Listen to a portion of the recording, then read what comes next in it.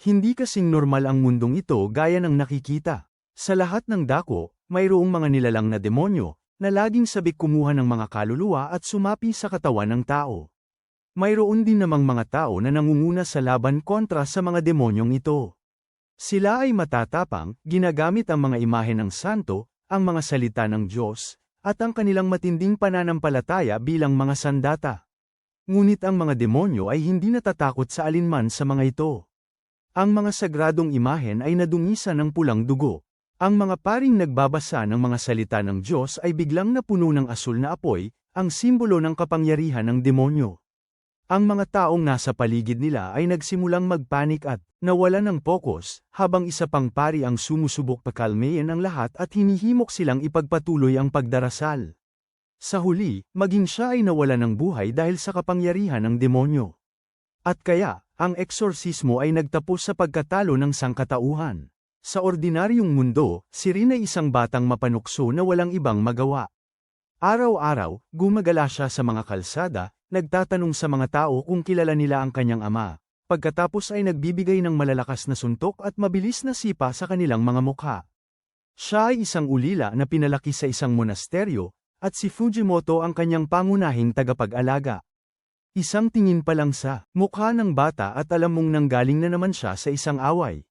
Ngunit mahusay itong tinatago ni Rin, handa na may paliwanag para sa bawat marka sa kanyang katawan.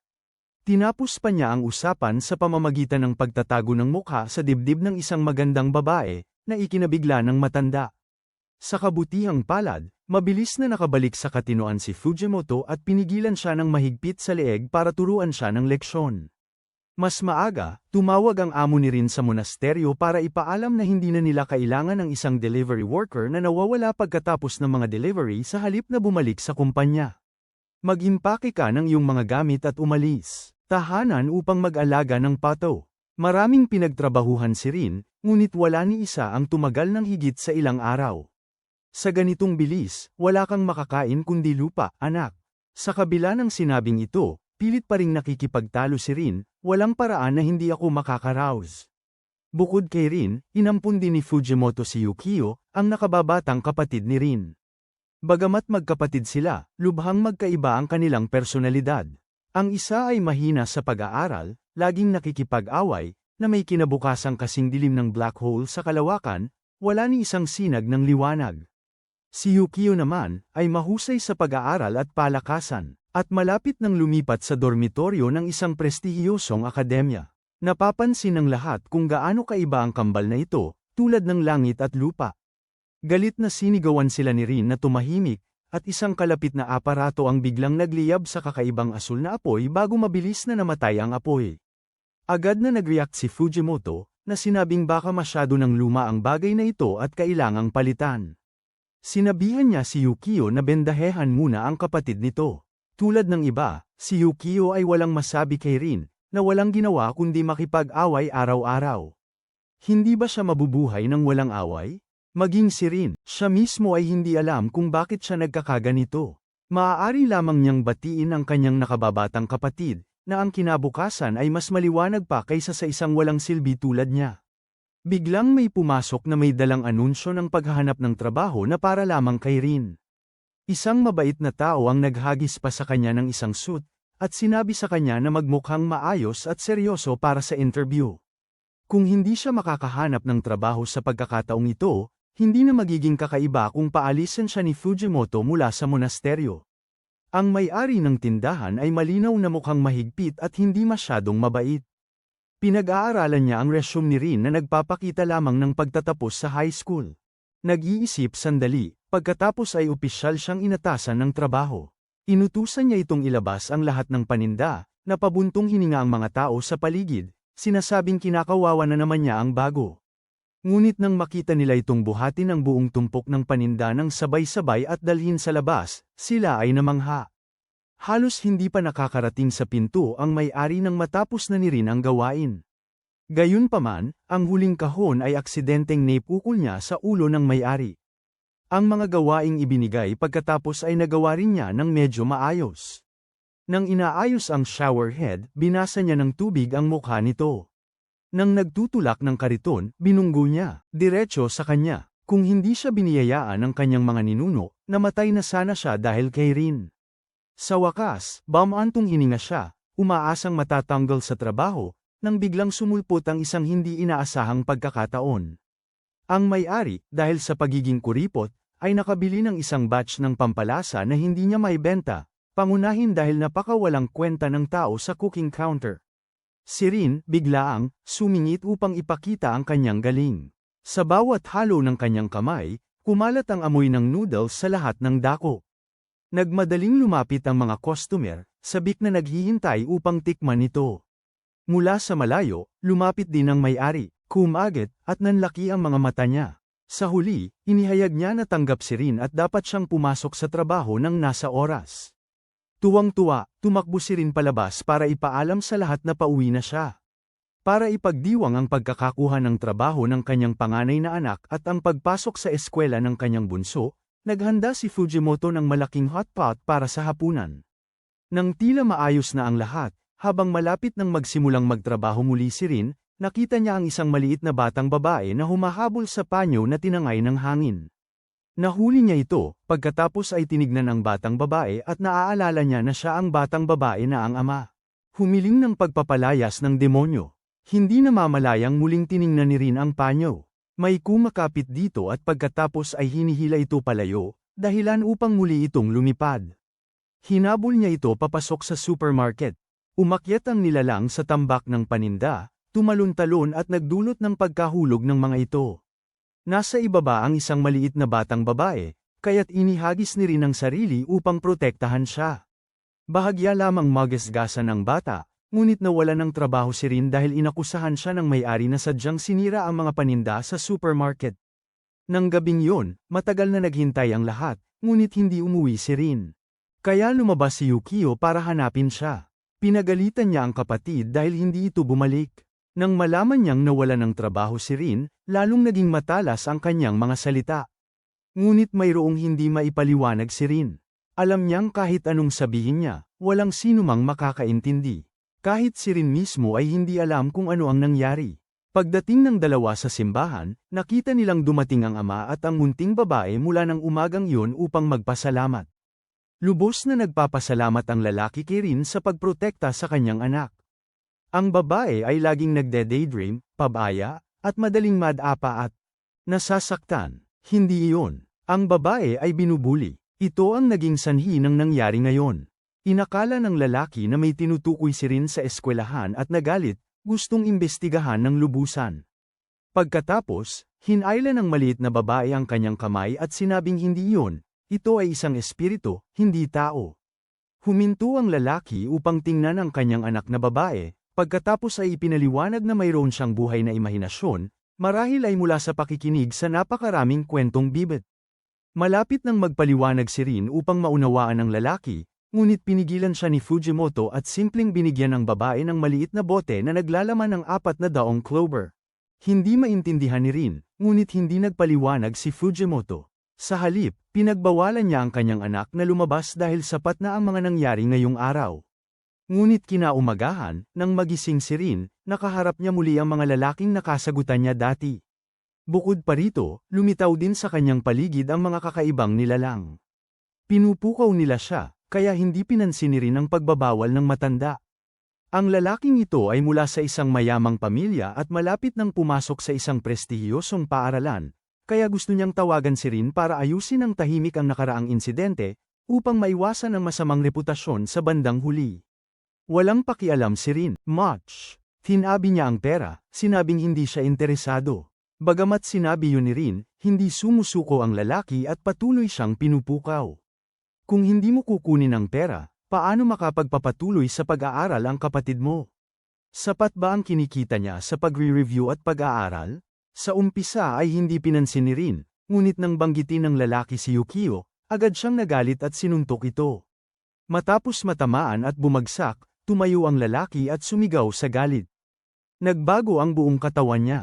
Tumubo ang sungay sa ulo niya, lumabas ang buntot sa likod niya, at nagtales ang mga tenga niya. Hindi na siya mukhang tao. Ang kanyang mga tauhan, na para bang walang napapansin, ay sumugod upang hawakan si Rin at pigilan siya. Ang lalaki ay naglabas ng mainit na bakal na gustong idampi sa katawan ni Rin. Sa desperadong sandaling ito, nagpakawala si Rin ng isang galit na sigaw. Mula sa kanyang katawan, sumabog at nagliyab ang asul na apoy. Ang nasa harapan niya ay tuluyang nagbago ng kanyang saloobin. Ipinakilala niya ang kanyang sarili bilang ang demonyong Astaroth, isang lingkod ng hari ng mga demonyo na si Satanas, narito upang salubungin ang prinsipe. Nalilito si Rin at hindi niya maintindihan ang sinasabi ng nasa harapan niya. Sa labas, dumating na si Fujimoto. O Panginoon sa langit, gantimpalaan mo sila ayon sa kanilang mga gawa, ayon sa pinagpagyaran ng kanilang mga kamay. Pagkatapos ng kanyang panalangin, ang ekspresyon ng demonyo ay agad na nagbago mula sa pagiging kalmado patungo sa pagkabahala, at pagkatapos ay sa matinding galit. Sumugod siya upang umatake muna. Ngunit nahawakan ni Fujimoto ang kanyang braso, inikat siya, at ibinuwal. Pinagsama niya ang dalawang daliri, itinutok ang mga ito ng diretso sa kanya, at isinigaw na dapat siyang mamatay. Mula sa bibig ng demonyo, lumabas ang isang daloy ng itim na ulap, at pagkatapos ay nawala ng malay ang buo niyang katawan. Tinatanong ni Rin ang kanyang ama kung ano ang nangyayari. Ang lugar kung saan tayo nakatira ay parallel sa isang lugar na tinatawag na Jahana. Karaniwan, hindi makapag-ugnayan o makakonekta ang dalawang lugar sa isa't isa. Ngunit matapos ang nangyari, wala na ang pader na naghihiwalay sa kanila. Ikaw ang anak ni Satanas. Malapit ka ng matagpuan ng mga demonyo. Dapat kang tumakas ng mabilis. Ang mga demonyong darating para sa iyo ay hindi pangkaraniwan, kundi ang pinakamabangis at pinakadelikado. Habang nagsasalita si Fujimoto, nagsisimulang magbago ang paligid. Hindi na siya makapagsalita pa at hinayla ang kamay ni Rin para tumakbo. Patuloy silang sinusundan ng mga demonyo. Nagpapadala sila ng mga maitim na marka para masubaybayan ang kanilang lokasyon at hanapin sila. Pareho, kasabay niyon, lumitaw ang maraming maliliit na demonyo upang pabagalin ang kanilang paggalaw. Kailangan lang ni Fujimoto na iwagayway ang kanyang kamay, at naglaho sila. Ipinapakita nito na hindi siya ordinaryong exorcist. Nang tumalon sila sa isa pang gusali, sa harapan nila ay mga ligaw na aso at pusa mula sa buong lugar. Hindi sila normal. Sila ay mga bangkay na kinokontrol ng mga demonyo. Sa kabila ng dami ng mga kaaway, hindi takot si Fujimoto. Ordinaryo lang ang mga ito. Mapanganib ang makatagpo ng mga undead na hugis tao. Kailangan lang niyang itapon ng isang bote ng tubig at natunaw ang buong kawan, na wala ang lahat ng kakayahan sa pakikipaglaban. Matagumpay na nakabalik ang mag-ama sa monasteryo. Tila nakapaghanda sila para sa bawat sitwasyon. Mukhang hindi lang si Fujimoto ang nakakaalam tungkol sa kalagayan ni Rin. Sa labas, 3 patong ng harang na selyo ang inihanda, ngunit hindi pa panatag si Fujimoto. Kailangan natin ng higit pa rito para makatagal hanggang umaga. Inatasan niya ang lahat na palakasin ng mga harang habang dinala niya si Rin sa isang lihim na silid na kahit si Rin ay hindi alam na umiiral. Kinukuha ni Fujimoto ang espadang Kirikara, isang maalamat na kagamitan na ipinasa sa mga henerasyon.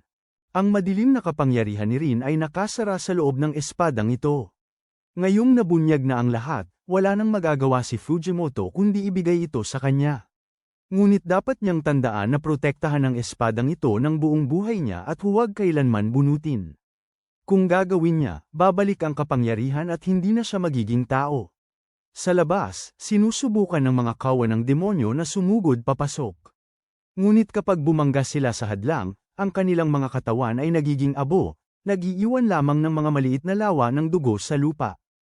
Ang demonyong Astaroth, sa kabila ng pagpapalayas ni Fujimoto dito, ay kayang sumanib sa ibang tao. Katawan at pumunta sa monasteryo. Sa sandaling yun, isang kotse ang bumangga ng direkta kay Astaroth. Sinapo niya ang buong lakas ng pagbangga ngunit hindi namatay. Sa halip, ginamit niya ang kotse upang sirain ang harang at sumugod sa loob. Si Fujimoto, na nagpapaliwanag ng sitwasyon kay Rin, ay nakarinig ng malakas na pagbangga. Sinabihan niya si Rin na gamitin ang oras na ito upang tumakas. Pumunta sa isang lugar na hindi siya mahahanap ng mga demonyo at mamuhay bilang isang tao. Nang ikanda daw niya ang silid, ang loob ng monasteryo ay puno na ng mga demonyo. Ang ibang mga pari ay hindi hinayaang makawala sila at manggulo. Isa ang nagtanggal ng guwantes niya upang ilantad ang isang inukit na selyo, pagkatapos ay nagbago ng anyo. Sa isang boksingero, sumusuntok sa mukha ng bawat demonyo. Ang isa naman ay gumuhit ng magic circle at gumagamit ng sariling dugo para ipatawag ang isang kakaibang nilalang upang sumali sa laban. Sa kabilang banda, isang pari ang tila lumulunok ng isang buong bar aisles ng gasolina at bumubuga ng apoy sa mga demonyo. Dahil sa kanila, nananatiling kontrolado ang labanan. Gayunpaman, nang pumasok si Eastereth, nagbago ang lahat. Hindi lamang siya mabilis kundi malakas din. Walang atake ang makatama sa kanya. Ngunit kapag sumalakay siya, walang makadepensa. Bumunot si Fujimoto ng baril at bumaril, ngunit hindi tumama ang bawat putok niya. Habang ang magkabilang panig ay mahigpit na naglalaban, si Eastereth, nagpakawala ng galit na sigaw. Ang katawan ng tao na kanyang kinasaniban ay lumobo at nagkaroon ng kakaibang laki. Sa ganitong sukat, madali niyang magagapi ang sinuman dito, na parang paggayat lang ng tuyong manok. Subalit sa sandaling iyon, isang sibat na may 3 dulo ang biglang lumipad at bumalandra sa kanya, dahilan para mapuwersa siyang dumapa sa lupa. Ang tumama ay walang iba kundi si Rin, na sinira ang pinto nang hindi napapansin ng sinuman. Hindi inasahan ng demonyo na aatakihin siya ng prinsipe na kanyang sasalubungin. Saglit na nagulat si Fujimoto, pagkatapos ay mabilis na sinunggaban ang pagkakataon, gamit ang banal na salita ng Diyos at ang kanyang matinding pananampalataya upang itaboy si Eastereth. Ang pinakamapanganib na banta ng labanang ito ay pansamantalang nalutas. Sa puntong ito, malubhang nasugatan ang lahat. Ngunit sa halip na gamutin sila, inutusan sila ni Fujimoto na mabilis na mag-impake at ilayo si Rin dito. Mariing tinutulan ni Rin ang desisyong ito, ngunit iginiit ni Fujimoto. Ang pinakamahalagang responsibilidad ng monasteryo na ito ay protektahan si Rin. Pagkarinig nito, labis na nabalisa si Rin. Mula pagkabata, tiningnan si Rin ng may pagdududa dahil sa mga abnormal na bagay sa paligid niya. Sinabi ng mga tao na isa siyang anak ng demonyo na hindi karapat-dapat mabuhay. Ngayon, nalantad na ang lahat ng tinangka ni Fujimoto na itago. Nalabis na ikinabalisa ni Rin. Dagdag pa rito, ang makita ang lahat na nasaktan ay nagpadurog sa puso ng binata, kaya nawalan siya ng pagpipigil sa sarili at sumigaw na wala siyang sinuman na nangangailangan sa kanya, na maging si Fujimoto ay maaga o huli ay iiwan ng anak ng demonyo. Hindi na niya kailangan ng pekeng pamilyang ito. Mula ngayon, huwag kang tumawag sa sarili mo na aking ama. Kahit si Fujimoto ay hindi na natiling kalmado matapos marinig ang sinabi ni Rin at sinampal siya. Iempake mo na ang iyong mga gamit. Malapit na ang bukang liwayway. Pagtalikod pa lang ni Rin, biglang bumagsak si Fujimoto. Gusto siyang lapitan ng mga tao sa paligid para tingnan, ngunit pinigilan niya sila at sinabihan silang, "Lumayo kayo." Tumawa siya ng ubod tindi at sumiklab ang asul na apoy mula sa buo niyang katawan. Tanda na dumating na ang hari ng mundo ng mga demonyo, si Satan, upang bawiin ang kanyang anak. Nang makita ito, sumugod ang mga tao sa paligid, ngunit sa isang sulyap lang, tinupok sila ng kanyang kapangyarihan. Ginupit ni Satan ang kanyang kamay gamit ang kanyang mga kuko. Damaloy ang dugo at bumuo ng tarangkahan patungo sa mundo ng mga demonyo. Hindi kayang tagalan ng katawan ng tao ang kapangyarihan ni Satan. Hinablat niya si Rin at inihagis ito sa tarangkahan.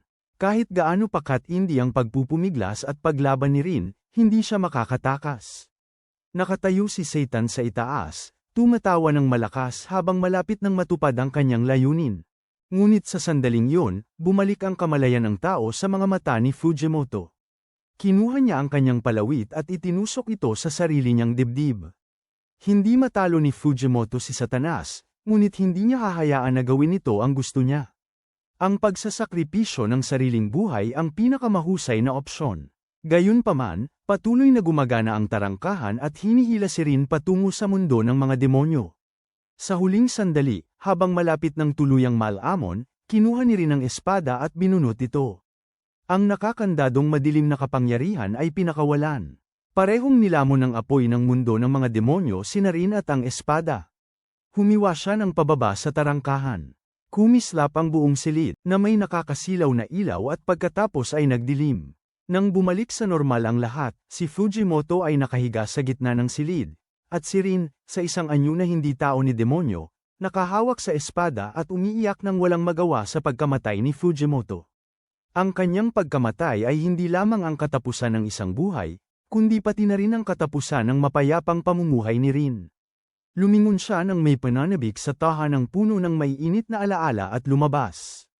Ang bawat isa, kahit may pinsala, ay patuloy na nagtatrabaho ng masigasig. Walang sino man ang samisi sa kanya dahil sa pag-akit niya sa mga demonyo. Sa halip, ipinaalala nila kay Rin na maaari siyang bumalik kung gugustuhin niya. Dahil ito pa rin ang kanyang tahanan. Bago namatay si Fujimoto, binigyan niya si Rin ng telepono. Sa mga kontak, isa lang ang numerong matatawagan. Ito ay pag-aari ng kaibigan ni Fujimoto, isang tao na gagawin ang lahat upang suportahan at tulungan si Rin sa anumang naisin niya. Kaya tumawag si Rin at sabik na naghintay upang makita kung sino ang darating. Mula sa malayo, isang magarbo at kulay rosas na limousine ang bumabagtas patungo sa kanya. Halos banggay nito si Rin bago huminto. Isang lalaki ang bumaba mula sa sasakyan. Ito ang taong sinabi ni Fujimoto na laging tutulong kung kakailanganin ni Rin. Ang kanyang estilo sa pananamit ay uso, ngunit ang kanyang mukha ay tila kaduda-duda. Sa madaling salita, hindi siya mukhang mapagkakatiwalaan. Habang sila ay nag-uusap, dumating din si Yukio upang bumati sa kanila. Susundan niya ang kanyang kapatid sa True Cross Academy.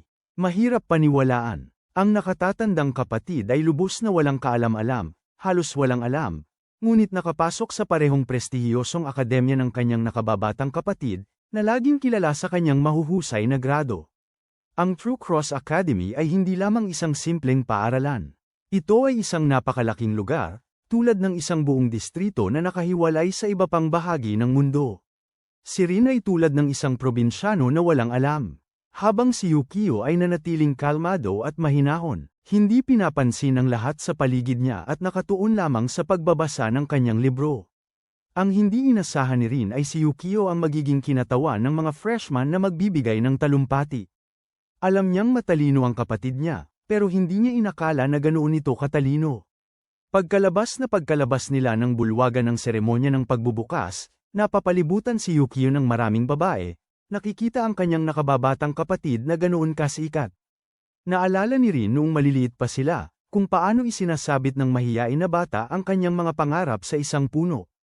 Itinago niya yon dahil natatakot siyang malaman ng mga tao.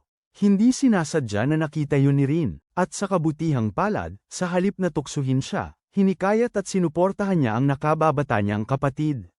Marahil yun ang dahilan kung bakit nakapagpatuloy si Yukio sa paghabol sa kanyang mga pangarap hanggang ngayon. Sumunod, naglibot-libot si Rin upang tuklasin ang eskwelahan. Kumpara sa lugar na ito, ang monasteryo ay parang kuko ng paa. Isang karaniwang silid-aralan lang ay mas malaki pa kaysa sa buong monasteryo. Labis ang pagkabigla ni Rin kaya't nakuha niya ang atensyon ng lahat at labis siyang nailang. Habang gumagala sa pasilyo, nakakita si Rin ng isang aso. Lumakad ito ng ilang hakbang, pagkatapos ay lumingon pabalik upang tingnan siya na parang gusto nitong sundan ni Rin. Kaya sinundan niya ito sa isang lugar na hindi gaanong matao, at ang aso. Biglang nagbagong anyo bilang si Mephisto. Bilang isang prinsipal, hindi siya makapaglibot sa paaralan ng malaya. Ngunit si Rin ay labis na nagtataka kung ang pagiging exorcist ay nangangahulugang maaari siyang maging aso. Hindi ito magagawa ng ordinaryong exorcist, ngunit kaya niya. Inihagis ni Mephisto kay Rin ang isang susi, pagkatapos ay inakay siya sa isang kakaibang pinto. Dito sinasanay ng paaralan ang mga exorcist nito, bagaman malawak din ito at maraming silid-aralan. Ang mga silid-aralan ay luma at hindi bago tulad ng mga nasa labas. Sa loob, ilang tao ang naghihintay na dumating ang guro. Sila ay mga taong nagtamo ng espiritual na sugat o hindi, upang makakita ng mga demonyo.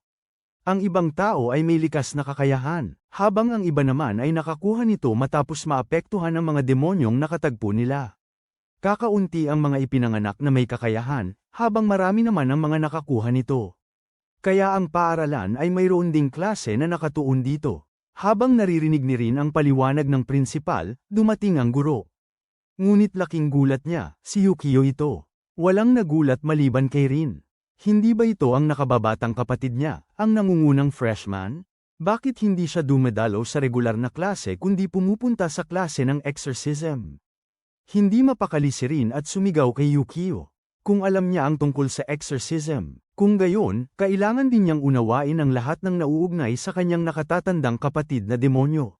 Sinubukan ni Yukio na gamitin ang kanyang autoridad bilang guro upang hilingin kay Rin na kumalma, ngunit hindi ito nagtagumpay. Kaya't kinailangan niyang paalisan ang lahat ng estudyante upang makapag-usap ang dalawang magkapatid. Hindi tulad ni Rin, ipinanganak si Yukio na mahina, kaya hindi siya pinili ng kadiliman. Si Rin talaga ang nag-iwan ng espiritual na sugat sa kanyang nakababatang kapatid. Iyon ang nagbukas ng landas ng eksorsismo para kay Yukio simula sa edad na 7. 2 taon na ang nakalipas, nagtapos siya sa klase ng eksorsismo at naging pinakabatang eksorsista. Sa kasaysayan, lalo lang nitong ginulo ang isip ni Rin. Tinanong niya kung ano siya sa paningin ng nakababata niyang kapatid. Itinulak niya si Yukio at hindi sinasadyang natamba ang isang bote ng dugo para sa pagpapatawag. Isang kawan ng maliliit na demonyo ang sumugod para salakayin sila. Kalmadong hinugot ni Yukio ang baril niya at inubos sila isa-isa. Bawat demonyong sumugod sa kanya ay tinamaan ng bala. Habang nakikipaglaban, hindi nag-atubili si Yukio na ipaalam kay Rin na sa paningin niya, ang demonyo niyang nakatatandang kapatid ay isang banta sa sangkatauhan, isang bagay na kailangang alisin ng lahat ng exorcist. Bagaman hindi niya alam ang detalye ng pagkamatay ni Fujimoto, naintindihan niya na matagal nang lumalaban ang matanda sa pananakop ni Satanas. Dahil tanging siya lang ang sapat na malakas para hadlangan siya, hindi sana natalo si Fujimoto sa kanyang malakas na espiritu. Mangyayari lang yun kung may nasabi si Rin na nakapagpagalit sa kanya. Sa mas tiyak na paraan, si Rin ang kahinaan ni Fujimoto. Pagkatapos magsalita ni Yukio, umikot ang baril niya at itinutok mismo kay Rin. Hindi rin nanatili si Rin. Ang mga apoy ng demonyo ay nagsimulang magliyab ng matindi. Humugat siya ng espada at sumugod ng diretso kay Yukio, ngunit sa halip na atakihin siya, hinampes niya ang demonyo sa likod niya. Alam din ni Rin na ang pagkamatay ni Fujimoto ay kanyang kasalanan. Kaya nga gusto niyang maging exorcist, para wala nang mamatay na nagpoprotekta sa anak ng demonyong ito. Nang marinig ito, naaalala rin ni Yukio noong maliliit pa sila. Natakot siya dahil nakakakita siya ng mga demonyo. Ito rin ang sinabi ni Fujimoto. Gusto mo bang lumakas para protektahan ang sarili mo at ang kuya mo mula sa mga bagay na yun? Ito ang marangal na layunin na nagpahintulot sa kanya na tumayo rito bilang isang guro sa halip na estudyante, nang mas magkaintindihan sila. Nagsimula ang klase. Nang ang klase natapos na at hinahanap ni Rin ang kanyang silid, natuklasan niya na si Yukio ang kanyang kasama sa kwarto. Kung tutuusin, si Rin ang anak ng hari ng mga demonyo. Sino ang nakakaalam kung kailan siya magwawala? Para makasiguro, iminungkahi ni Yukio na magkasama sila sa isang silid kasama ang kapatid para mas madaling mabantayan. At sa gayon, ang lugar ng pahinga ay naging, nang walang kam-alay-malay, isang lugar na may limitadong kalayaan, kung saan si Yukio ang tagapagbantay. Kinabukasan, alam ni Yukio na ang katalinuhan ng kanyang nakatatandang kapatid ay walang kapantay sa katangahan, kaya nagpasya siyang bigyan si Rin ng ilang materyales tungkol sa exorcism. Ngunit ito ay isang aklat pambata, na labis na ikinainis ni Rin. Huwag mamaliitin, sa kuya mo ng ganoon. Hindi kita minamaliit, ito ang katotohanan. Kung gusto mong maging isang exorcist sa halip na isang profesional na manloloko, dapat mong malaman na nagbubunga ang pagsisikap. Kung hindi, mauuwi ka sa panloloko ng mga tao at mapipinsala. Pagkasabi niyon, aalis na sana si Yukio papunta sa tindahan ng mga exorcist para bumili ng ilang kagamitan at asikasuhin ang isang kahilingan sa exorcism doon. Nang marinig ito, agad na nagkaroon ng interes si Rin at gustong sumama. Gusto sanang tumanggi ni Yukio dahil ang kapatid niya ay isang baguhang exorcist pa lamang na walang autoridad na lumahok sa. Ngunit kakaiba ang sitwasyon ni Rin. Kung hihintayin niyang maintindihan ni Rin ang pakikipaglaban, malamang ay mapinsala muna siya ng husto ng mga demonyo.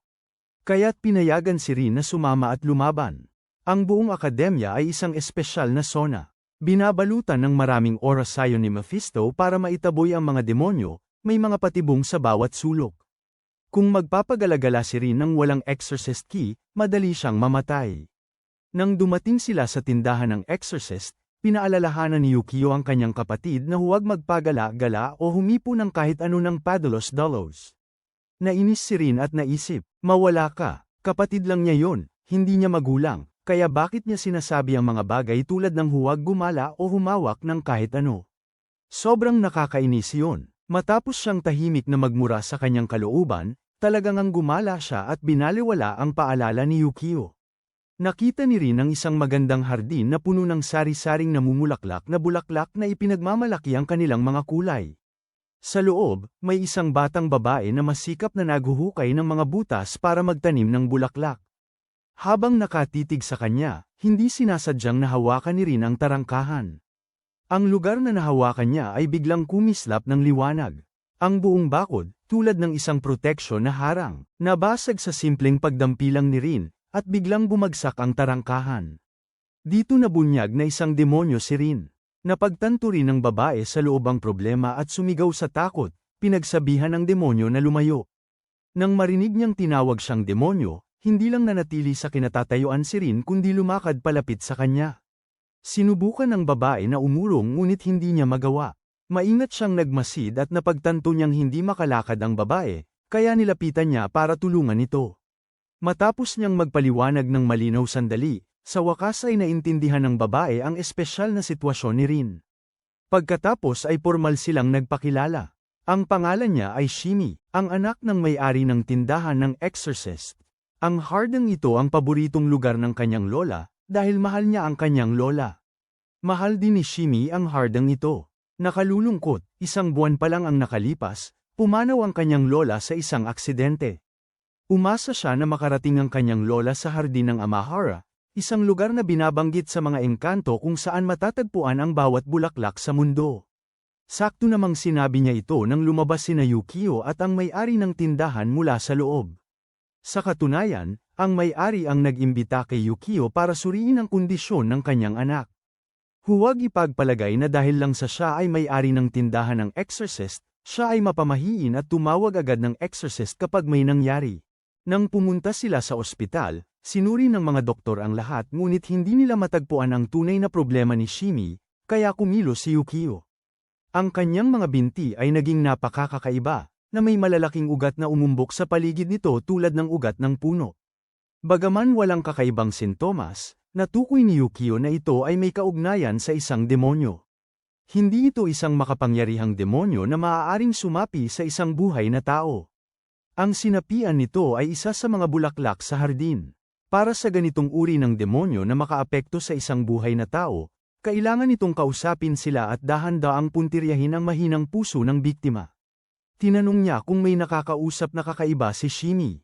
Tunay na wala siyang maalala. Ang ina sa tabi nila, nang marinig ang mapanganib na sitwasyon ng kanyang anak, ay nabalisa at gustong sirain ang buong hardin. Kahit na mahal niya ang lugar na ito, hindi ito sulit para ipanganib ni Shimi ang kanyang buhay.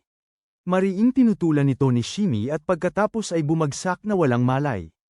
Iyon ay dahil unti-unting sinisipsip ng demonyo ang kanyang lakas ng buhay. Kung hindi nila agad haharapin ang demonyo, malalagay sa panganib ang buhay ni Shimi. Ang may-ari ng tindahan ay hindi alam kung paano ito haharapin. Mula pagkabata, mas mahina na ang katawan ng kanyang anak kaysa normal. Dahil abala siya sa pagpapatakbo ng tindahan, tanging sa lola lang niya maipagkakatiwala ang kanyang anak. Dahil doon, bihira lang magkausap ang mag-ina, at normal na lang para sa bata ang maging malamig sa kanya. Nang matutunan niyang alagaan si Shimi, siguro huli na ang lahat. Hindi ganoon ang iniisip ni Yukio. Laging alam ng mga demonyo kung paano umatake at samantalahin ng husto ang negatibong damdamin ng mga tao. Kung patuloy siyang mag-iisip ng ganoon, ang problema ay lalo lang magiging mahirap lutasin. Sa kanyang walang malay na kalagayan, naalala ni Shimi ang tagpo bago namatay ang kanyang lola. Nang araw na yon, dapat sana ay tutulungan niya ang kanyang lola na hilahin ng takip sa trellis ng ubas dahil medyo lamig. Ngunit si Shimi ay nakalubog sa pag-iisip tungkol sa hardin ng Amahara. Nakalikom siya ng pera at ipinahayag ang kanyang handgerang lumabas at hanapin yon. Alam ng kanyang lola na ang pinag-uusapan niya ay maaaring hindi umiiral, ngunit para sa kaligayahan ng kanyang apo, hindi niya ito pinigilan at sinabi sa kanya na dapat siyang pumunta. Pagbalik ni Shimi, ang natira na lamang ay isang matandang babaeng nakahiga sa ilalim ng balag. Ganoon na lamang, pumanaw ang kanyang lola. Pakiramdam ni Shimi ay kasalanan niya ito. Mula nang pumanaw ang kanyang lola, Huminto sa pamumulaklak ang mga bulaklak sa hardin. Umiyak siya nang walang magawa, hindi alam kung ano ang gagawin. Sa sandaling yon, lumitaw ang demonyo. Sinabi nito na tutulungan niya si Shimi na protektahan ang hardin, ang pinakaiingatan ng lola niya, at hindi niya hahayaang malanta o maglaho ito, at kaya, mula noon, ang mga binti ni Shimi ay naging kakaibang mahina, hindi makatayo o makagalaw. Nang magising si Shimi, muli siyang lumabas patungo sa hardin. Lumapit si Rin para paalalahanan si Shimi na labis na nag-aalala ang kanyang ina sa kanya. Hindi pinansin iyon ni Shimi. Sa halip, sinabi niyang masama lang ang intensyon ng kanyang ina sa pagpuntirya sa hardin. Narinig ito, agad na nagalit si Rin at binasag ang bawat paso ng bulaklak. Natarante si Shimi at dali-daling lumapit para pigilan siya. Gaano katagal pa niya balak magkulong sa hardang ito? Kung buhay pa ang kanyang lola, gugustuhin ba nitong manatili ang kanyang apo rito habang buhay? Hindi alam ni Shimi ang sagot. Ang tanging alam lang niya ay namatay ang kanyang lola dahil sa kanya. Napagtanto rin ni Rin na ang batang babae ay lubhang katulad niya. Parehong pinahihirapan ng pagkamatay ng kanilang mga mahal sa buhay, wala na ang iyong lola, ngunit narito pa ang iyong ina. Huwag mo nang palungkutin ang iyong ina. Hindi mo ba gustong hanapin ang hardin ng Amihara? Lubos na naantig si Shimi, ngunit hindi na makalakad ang kanyang mga binti. Biglang sumingit si Yukio na may mahalagang balita. Hanggat matatalo nila ang demonyo, maibabalik ang lahat. Sa sandaling yon, umalingaw-ngaw ang boses ng demonyo. Galit na galit ito sa pagtataksil. Biglang naging ugat ang mga binti ni Shimi, at nabalutan ang kanyang katawan ng isang dambuhalang bulaklak. Sinasadya nitong ginawang panangga si Shimi. Alam ito ni Yukio, syempre, at sinabihan si Rin na magpatuloy. Sinubukan ni Rin na humanap ng anggulo para umatake, ngunit hindi niya magawa. Patuloy nitong inilalagay si Shimi sa harap upang harangin ang anumang pag-atake, dahilan upang matakot si Rin na umatake. Yukio sa likuran niya, nang makita ito, ay nagdeklara na anuman ang mangyari, papatayin niya ito. Hindi naniwala ang demonyo na maglalakas loob siya, ngunit sa pagkagulat ni Rin at ng demonyo, binaril niya ng diretso sa puso ni Shimi. Nang makita ito, itinapon siya ng demonyo sa isang tabi at sinubukang tumakas. Hinihintay nga ni Rin yun at tinaga ito sa isang banat. Para kay Shimi, siya ay ganap na walang gallows, at gumaling ang kanyang mga binti. Naglalakad papalapit sa kanya ang kanyang ina. Tinapak ni Rin si Shimi sa ulo at sinabi sa kanya na magmadali at humingi ng tawad sa kanyang ina. Ang mga pagkakataong tulad nito ay hindi madalas dumating. Habang lalo niyang pinatatagal, mas magiging mahirap sabihin. Kaya naman, nagyakapan ang mag-ina na lumuluha sa tuwa. Kinabukasan, hindi sinunod ni Rin ang tagubili ng gumawa at kinagat ang kalahati ng isang tableta. Umupo siya sa klase na nagde-daydream tungkol sa sarili niya na mag-isang lumalaban sa isang buong angka ng demonyo, at pagkatapos ay lumapag ng mahinahon habang pinupuri siya ng lahat. Sa kabutihang palad, mabait ang guro. Kung hindi, sino man na mainitin ng ulo ay marahil ay pinagsabihan na siya ng matindi. Hindi lang minsan kundi maraming beses na nakatulog si Rin habang nasa klase. Ang guro ay pagod ng paalalahanan siya at tumigil na sa pagtawag sa kanya. Ngunit ang mga mag-aaral na seryosong nag-aral ay nainis. Ang kinailangan dumating ay kalaunan dumating. Ang pagpasok sa paaralan ngunit mas matulog kaysa manatiling gising ay nangangahulugan ng pagkuha ng mga pagsusulit sa purong tiwala na lamang. Ngunit sa talino ni Rin na masasabing kasing bobo ng isang lolo, hindi niya batid ang problema at napakakumpiyansa. Nakaupo sa tabi niya si Shimi, na kasing kumpiyansa niya, dahil ang pamilya nito ay nagbebenta ng gamot. Ang teorya ay medyo madali para sa kanya, ngunit ang puntos ni Shimi ay hindi masyadong mataas dahil sa halip ay ginamit niya ang sarili niyang mga pangalan para sa mga gamot sa halip. Sa mga pangalang internasyonal, kaya kahit halos tama lahat ang sagot niya, mababa pa rin ang iskor niya. Si Rin naman, ang iskor niya ay ikalawa mula sa ibaba. Sa kabuuang 100 puntos, 2 lang ang nakuha niya. Nakakabilib pa nga na nagawa niya yun. Si Saguro, na naiinis sa ugali ni Rin pagdating sa pag-aaral, nakita ito at sinabi na kahit kumain ka ng lupa, mahirap makahanap ng kasing bobo niya. Saisagat sana si Rin ng mura nang makita niya na ang kalaban niya ay nakakuha ng 78 puntos. Ang natitirang 2 puntos ay malamang na nakuha ni Rin. Ayos ang pagsubok, baguhan. Kahit ipagpalit ko pa ang utak ko sa puwet ko, mas mataas pa rin ang makukuha kong marka kaysa sa iyo. Tiningnan ni rin si Saguro at naramdaman niyang hindi disente ang lalaking ito. Ang buhok niya ay may bahagyang kulay na parang balahibo ng ibon at ang kanyang mga kamay ay may singsing at piercings. Mukha siyang delinkwenteng walang pag-asang magbago, kaya paano siya nakakapag-aral ng ganoon kahusay? Nandito ako para mag-aral ng seryoso, hindi tulad ng isang taong tulog lang ng tulog buong araw tulad mo. Kaya ano kung natutulog ako? Magaling ako sa praktikal na gawain. Tara, maglaban tayo. Habang maglalaban na sana ang dalawa doon mismo, lumabas ang lahat para pigilan sila at doon na nagtapos ang usapin. Kalaunan, nang siya ay nagkaroon ng oras, tinanong ni rin si Yukio tungkol kay Saguro. Kahit mukha siyang maton sa labas, si Saguro ay napakatalino pala. Siya ang tagapagmana ng isang kilalang templo sa Kyoto at mataas ang inaasahan at hinihintay sa kanya ng maraming guro. Kung ganoon ang sitwasyon, sa teorya ay hindi siya matatalo ni Rin. Kalaunan, habang nakikipag-usap si Rin kay Shimi, lumapit si Saguro para kantsawin siya ng mapanuyang komento tungkol sa pagiging malambing sa harap ng maraming tao. Ang pagiging malambing sa isang babae ay mas mabuti pa rin kaysa sa isang lalaking laging may kasamang mga lalaki saan man siya magpunta, na animoy may ibang klaseng hilig. Kaya nagkaharap ang dalawa, handa ng lumaban muli. Nagulat ang lahat sa labas dahil hindi ka panipaniwala ang pagkakapareho ng dalawa sa kanilang kagaspangan ng ugali. Nagkainisan ba sila dahil magkatulad sila? Sa klase ng physical education, magkasama nilang hinarap ang palakang demonyo. Sa praktikal na gawain, si Rin ang tunay na pinakamagaling sa klase, nangunguna ng malayo. Si Saguro na nasa likod niya ay hindi siya malampasan gaano man siya kabilis tumakbo. Tinawag ni Rin na duwag si Saguro at lumipad ang isa at sinipa siya. Sa mga praktikal na usapin, ang nakaligtas ang hari kaya ayos lang ang gumamit ng maruming taktika, ngunit hindi niya inaasahan. Nasa likuran na niya ang palaka. Sa kabutihang palad, hinayla pabalik ng guro ang palakang demonyo sa tamang oras, pagkatapos ay dinala siya sa isang tabi at pinagalitan ng matindi. Hindi nang walang dahilan ang pagiging mahigpit ni Saguro sa sarili. Ito ay dahil gusto niyang ipaghiganti ang mga monghe at itayong muli ang kanyang templo. 16 na taon na ang nakalipas, isang nakakapanindig balahibong pangyayari ang naganap. Sa hindi malamang dahilan, sinalakay ng apoy ni Satanas ang templo at maraming monghe ang nasawi. Tanging isang apprentice monk lamang ang nakaligtas upang masaksihan ang pangyayaring iyon.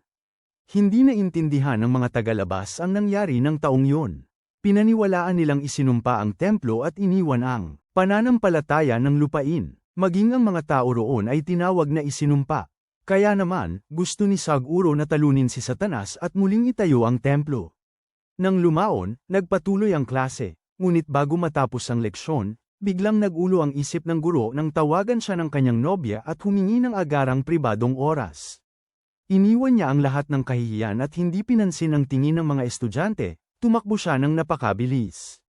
Nang makita ito, bamantong hininga si Saguro. Anong klaseng eskwelahan ito kung saan ang mga estudyante ay hindi disente at ang mga guro ay walang galang? Alam ni Rin na tinutokso siya ng isa. Pareho sila ng layunin ng pagtalo kay Satanas. Kaya bakit patuloy siyang nakikipag-away? Gusto ba niyang lumaban? Alam ni Saguro na ikinwento na ng dalawa niyang kaibigan kay Rin ang kanyang kwento.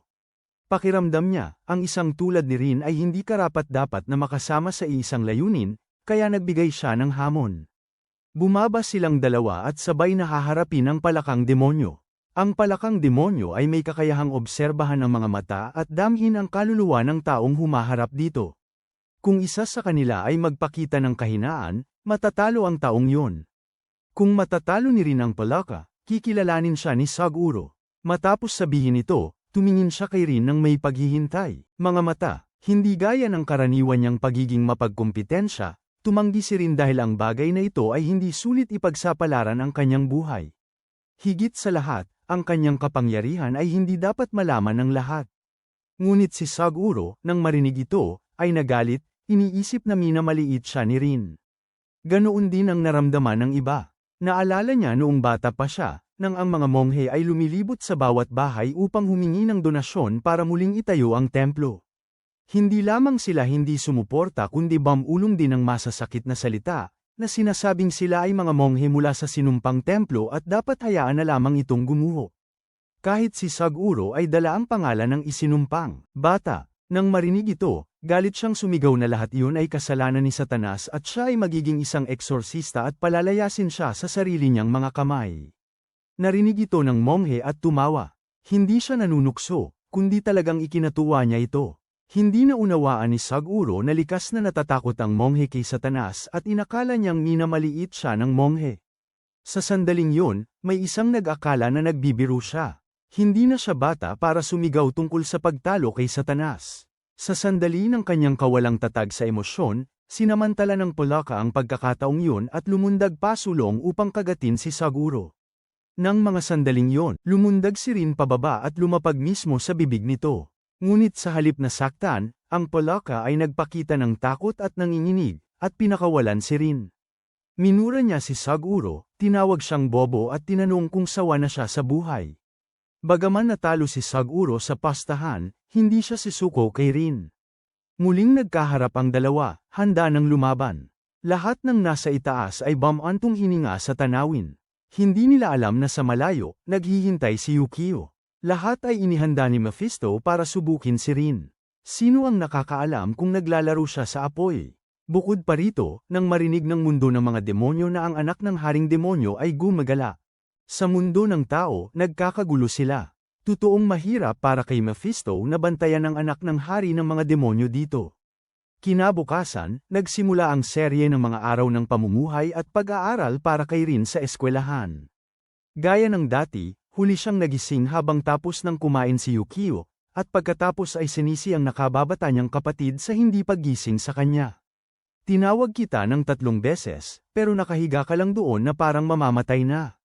Halos balutin na kita at ilagay sa isang sulok. Sa susunod kung hindi gumana ang pagtawag, gumamit ka na lang ng pisikal na alarm na iintindihan mo. Pagkatapos nilang kumain, pumunta na silang dalawa sa eskwelahan. Pagsapit ng tanghalian, kahit na tumakbo si Rin nang, kung siya'y natagalan sa bilihan ng pagkain, huli na siya. Pagdating niya, isang tinapay na lamang ang natira. Kinuha niya ito, at inabot din ni Saguro ito. Nang magkatinginan ng dalawa, gusto na nilang mag-away. Kinailangan silang wisikan ng tubig ng kanilang mga kasama para lumamig ang kanilang mga ulo bago pa sila mag-away doon mismo. Sa di kalayuan, si Yukio ay bumili din ng pagkain. Siyempre, wala nang natirang mabili.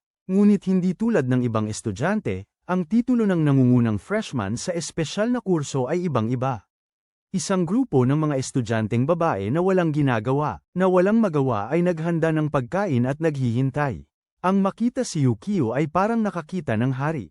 Inialay nila ang masasarap at kakaibang pagkain para pagpilian niya. Nag-away pa nga sila dahil sa kanya, na nagpapataliman ng tingin sa isa't isa. Nakita ng grupo ni Rin ang eksenang ito mula sa malayo at labis siyang hinangaan. Paano naging ganoon kaakit-akit si Yukio sa mga babae? Para naman kay Yukio, hindi niya alam kung kaninong pagkain ang pipiliin. Ang pagpili sa isa ay mangangahulugan ng pagtanggi sa iba. Ano man ang mangyari, magseselos sila at mag-aaway, na posibleng mauwi sa mainitang pagtatalo at pagtulakan. Malaking gulo yun. Sa kabutihang palad, nakita niya si Rin sa lugar ng pagkain. Sa counter at tumakbo upang hilahin ang kapatid niya papunta sa tanghalian. Ito'y tunay na nakakumbinsing dahilan upang tumanggi. Habang nakahinga ng maluwag si Yukio, nagliwanag ang mga mata ni Rin nang tumingin siya sa display case ng pagkain. Sa loob ay may mga yulang, king crabs, at marami pang ibang mga piling masasarap na pagkain. Masigasig siyang naghanda na bumili ng malaman niyang halos 2,000 yen ang pinakamurang pagkain. Wala man lang 100 yen si Rin sa bulsa niya. Kaya, ano ang kakainin niya? Mamatay na lang ba siya sa gutom? Nagkomento si Yukio sa tabi niya na ang True Cross Academy ay lugar para sa mga mayayamang bata. Kung ikaw ay mahirap at dumating dito, tanging sa pagtitipid lang kayo makakaraos. Narinig ito, gusto ni Rin na bunutin ang kanyang espada at pagbantaan ang ilang estudyante, pagkatapos ay pilitin silang lahat na maglabas ng pera para sa kanya. Pinigilan siya ni Yukio at humanap kay Mephisto upang iulat ang mahirap na sitwasyon. Dapat ay may mura man lang sa kantina para makaraos. Hindi siya sumang-ayon. Mahalaga ang pinakamataas na kalidad ng pagkain. Tanging sa pagkain at pag-inom ng maayos lamang makukumpleto ang buhay. Pagkatapos sabihin ito, kinuha ni Mephisto ang isang tasa ng instant noodles na kakagawa pa lang niya at nagsimulang kumain. Tunay siyang napipi. Bilang prinsipal, may awtoridad siyang gawin ang anumang gusto niya, pero dapat man lang bigyan niya sila ng pera para mabuhay. Ang anak ng hari ng mga demonyo ay hindi isang Diyos na kayang mabuhay nang hindi kumakain. Nang marinig ito, kinuha ni Mephisto ang isang 2,000 yen na banknote at ibinato kay Rin. Bago pa siya matuwa, sinabihan siyang isang beses lang ito ibibigay bawat buwan. Paano naman mabubuhay ang sinuman sa ganoon? Nang hindi umubra ang pakiusap, akma nang huhugutin ni Rin ang kanyang espada nang hilahin siya palayo ni Yukio. Pwedeng magutom si Rin, pero hindi pwedeng magutom si Yukio. Bilang isang guro sa dibisyon ng mga exorcist, may kaakibat na sweldo. Kaya hindi na niya kailangang mag-alala. Nakaplano na si Yukio ng paraan para makaraos ang kapatid niya, at iyon ay ang pagluluto sa bahay. Siya ang gagastos sa pera, at ipapakita naman ni Rin ang kanyang galing. Tutal, ang kakayahan ni Rin sa pagluluto ay nasa level na ng Mike Halen. Kung tutuusin, medyo tuso si Yukio, para maiwasan ang mga babaeng nag-aaya sa kanya kumain at para makatipid. Binuo niya ang estratehiyang ito para ipaalam sa kapatid niya kung gaano kamahal ang buhay estudyante. Para hindi na kailangang gumising ng maaga at magluto ng abala, nagluto na si Rin kinagabihan at inilagay sa refrigerator. Kinabukasan, kailangan lang niyang ilabas ito at dalhin sa eskwelahan. Unti-unting bababa ang temperatura, at pagsapit ng tanghali ay handa na itong kainin. Ngunit pagkaraan lamang ng isang gabi, galit na sinunggaban ni Rin ang dalawang walang laman na baunan at padabog na hinarap si Yukio. Kahit nagugutom ka na, sana ay nagtira ka para sa kapatid mo. Ang isip ni Yukio ay nagproseso sandali bago niya naintindihan kung bakit galit si Rin, ngunit sa totoo lang, hindi rin niya ginalaw ang dalawang baunan. Parehong nakita ni Rin at Yukio na napakakakaiba nito. Nitong mga nakaraang araw, hindi pa sila nagkakasundo kung sino ang magiging pangunahing magluluto. Ngunit tuwing umaga, nakahain na ang pagkain. Ang dalawang magkapatid ay kumain ng hindi man lang nag-abalang maghugas ng pinggan. Ngunit nang umuwi sila, nakapagtatakang malinis ang lahat. Sa mismong sandaling yon, naririnig ang tunog ng pagluluto mula sa kusina. Kinakabahan silang pumunta para tingnan at nadiskubring si Mephisto pala yon. Akala ni Rin na siya ang nagluluto para sa dalawang magkapatid nitong nakaraang mga araw, ngunit hindi, ilang araw na ang nakalipas. Isang demonyo ang inupahan ni Mephisto para magtrabaho. Pagkatapos, nakita nito si Rin na casual na pumasok para magluto nang hindi nagpapalam, kaya nagalit ito at umalis. Nagkataong nagkaroon ng pagkakataon si Mephisto na ipakita ang kanyang kahangahangang galing sa pagluluto, habang tinitingnan ang platong may sabaw na kumukulo pa rin kahit nawala na ito sa kalan. Ang paglunok nito ay maaaring higit pa sa kayang tiisin ng tiyan. Naglakas loob si Rin at binuksan ang mangkok, pagkatapos ay umikot ang kanyang mga mata at bamuka ang kanyang bibig patungo sa langit. Sa kanyang sandali, nakita niya ang kanyang lola na tinatawag siya patungo sa kanlurang paraiso, kahit na hindi pa niya ito nakikilala. Ang mas nakakakilabot na balita ay habang hindi pa nawawala ang galit ni Yakobet, si Mephisto ang hahawak sa pagluluto. Kung hindi kailanman titigil sa pagiging galit ang demonyo, aba, isipin mo na lang, upang maiwasan ang kapalaran na mas masahol pa sa kamatayan. Pumasok si Rin sa kusina at nilinis itong mabuti, inaayos ang lahat ng maayos. Ngunit galit na galit pa rin si Yakobek at naghagis ng tinidor bilang babala. Sumagot si Rin, tinanong kung ano ang gusto niya at hinamon ito na lumabas at lumaban. Sa ilalim ng kanyang hamon, lumitaw nga si Yakobek. Isa lang itong maliit na demonyo na mukhang cute, hindi man lang mabangis o nakakatakot. Nang tila magkakaroon ng laban ang dalawa na yayanig sa buong dormitoryo, may naramdaman si Yukio na kakaiba mula sa malayo at mabilis na bumalik hanggat kaya niya. Nang buksan niya ang pinto ng kusina, nakita niya si Rin at ang demonyo, ang isa ay nakahiga sa sahig at ang isa ay nasa mesa, parehong may malalaking tiyan. Si Mephisto sa itaas, nakita ang lahat. Sa halip na mag-away, nagpasya si Rin at Yakobek na magkaroon ng isang paligsahan sa pagluluto.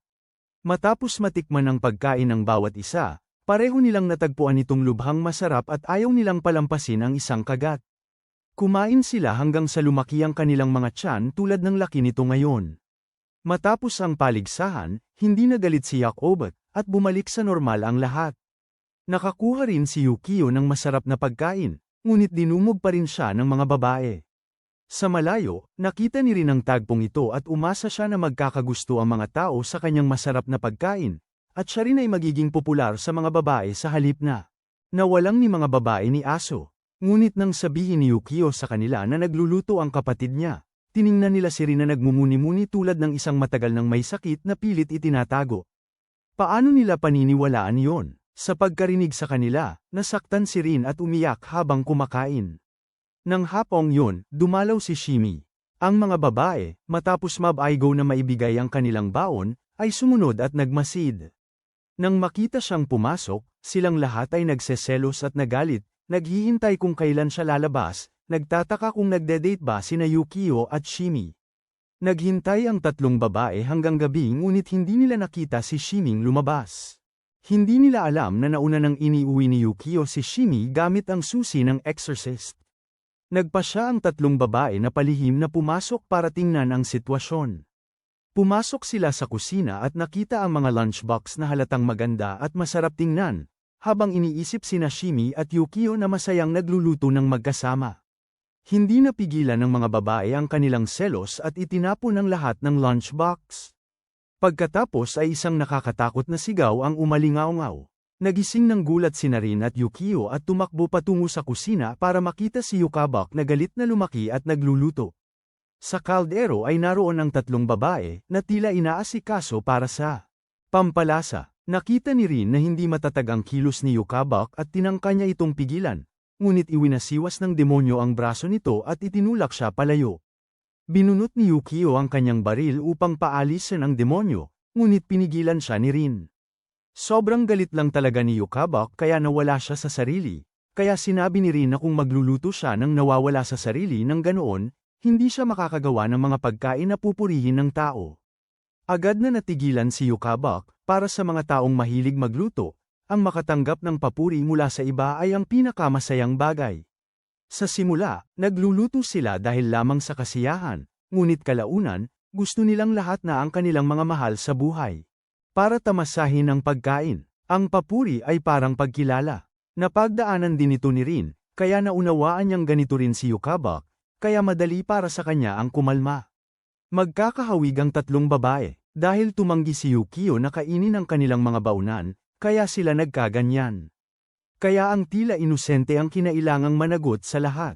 Sabay-sabay niyang kinuha ang tatlong baunan at pagkatapos ay nanatili sa bahay at nagpahinga ng ilang araw. Ang tatlong babae ay ligtas at walang dapat ipag-alala. Pagdating sa sitwasyon ni Shimi, ngayon nang pumunta siya sa paaralan, sabik na tinanong ng kanyang ina kung siya nakapagkaibigan na. Sumagot si Shimi nang walang gana at lumabas, na alang-alang inaalala ang lahat ng nangyari. Kahit kilala niya ang magkapatid na Rin, hindi niya alam kung maituturing silang kaibigan. Hindi rin gustong masyadong umasa ni Shimi sa kanila, kaya nang matapos ang klase, hinabol niya ang tanging dalawang babaeng estudyante para batiin sila. Umaasang maging magkaibigan, kinabahan siya ng husto kaya hindi sinasadyang natisod at nadapa. Nakita ito ni Paco at lumingon upang itanong kung siya ay ang taong katabi niya. Si Azumo ay walang pakialam, na parang kahit lumingon lang sandali. Hindi ito sulit. Sa kabila nito, tila hindi man lang nababahala si Shini. Siguro ay magpapatuloy pa rin siya sa pagsubok. Malapit na magkaroon ng klase ng isang medyo mahalagang pagsusulit. Kung makakapasa ang mga estudyante sa pagsusulit na ito, makukuha nila ang kwalipikasyon para maging exorcist. Dagdag pa, bago ang pagsusulit, kailangan nilang pumili ng kanilang klase sa pakikipaglaban. Para sa isang tulad ni Rin na walang ni isang salitang kaalaman sa kanyang isip, talagang hindi niya naintindihan ang anumang terminolohiya, kaya kinailangan niyang lumapit sa grupo ni Saguro para magtanong. Malinaw na naiinis si Saguro at gusto niyang saktan si Rin, ngunit ang dalawa niyang kaibigan sa tabi niya ay hindi ganoon ang nararamdaman. Sumagot sila, lahat ng kanyang mga tanong. Karaniwan, ang mga exorcist ay may 5 paaralan ng pakikipaglaban. Maaaring pakinggan itong espiritual, ngunit ang mga exorcist ay maaari ring gumamit ng baril at espada, pagkatapos ay gumamit ng mga orasayon at teknik sa pagpapatawag. Bukod pa rito, mahalaga rin ang isang manggagamot sa panahon ng pakikipaglaban. Ang mga ordinaryong tao ay pipili lamang ng isang klase bilang kanilang pangunahin, habang ang mga bihasa tulad ni Yukio ay maaaring pumili ng dalawang paaralan tulad ng paggamit ng baril at pagpapagaling. Matapos magtanong sandali, nalaman ni Rin ang tungkol sa mga exorcist na gumagamit ng espada at nagpasya siyang sundan ang landas na ito. Ang pagpili ng propesyon ng walang pag-iingat ay haantong sa kawalan ng trabaho sa huli. At sinisisi ang pamilihan. Sumunod ang klase sa pagpapatawag na itinuro ng guro sa pagpapatawag. Ang eskwelahan na ito ay medyo espesyal. Para makapagpatawag, hindi lang sila umaasa sa mga magic circle at incantation, kundi pati na rin sa likas na talento. Ang paaralan ng pagpapatawag ay kayang magpatawag ng mga demonyo, espiritu, at maging ng mga Diyos para lumaban. Lubos na iginagalang ang paaralang ito sa mga exorcist dahil ang mga pinatawag na nilalang ay nakikipagkontrata lamang sa mas malalakas kaysa sa kanila. Kung manghina ang isa sa kalagitnaan, maaari pa silang magbalik at magdulot ng kapahamakan sa kanilang Panginoon.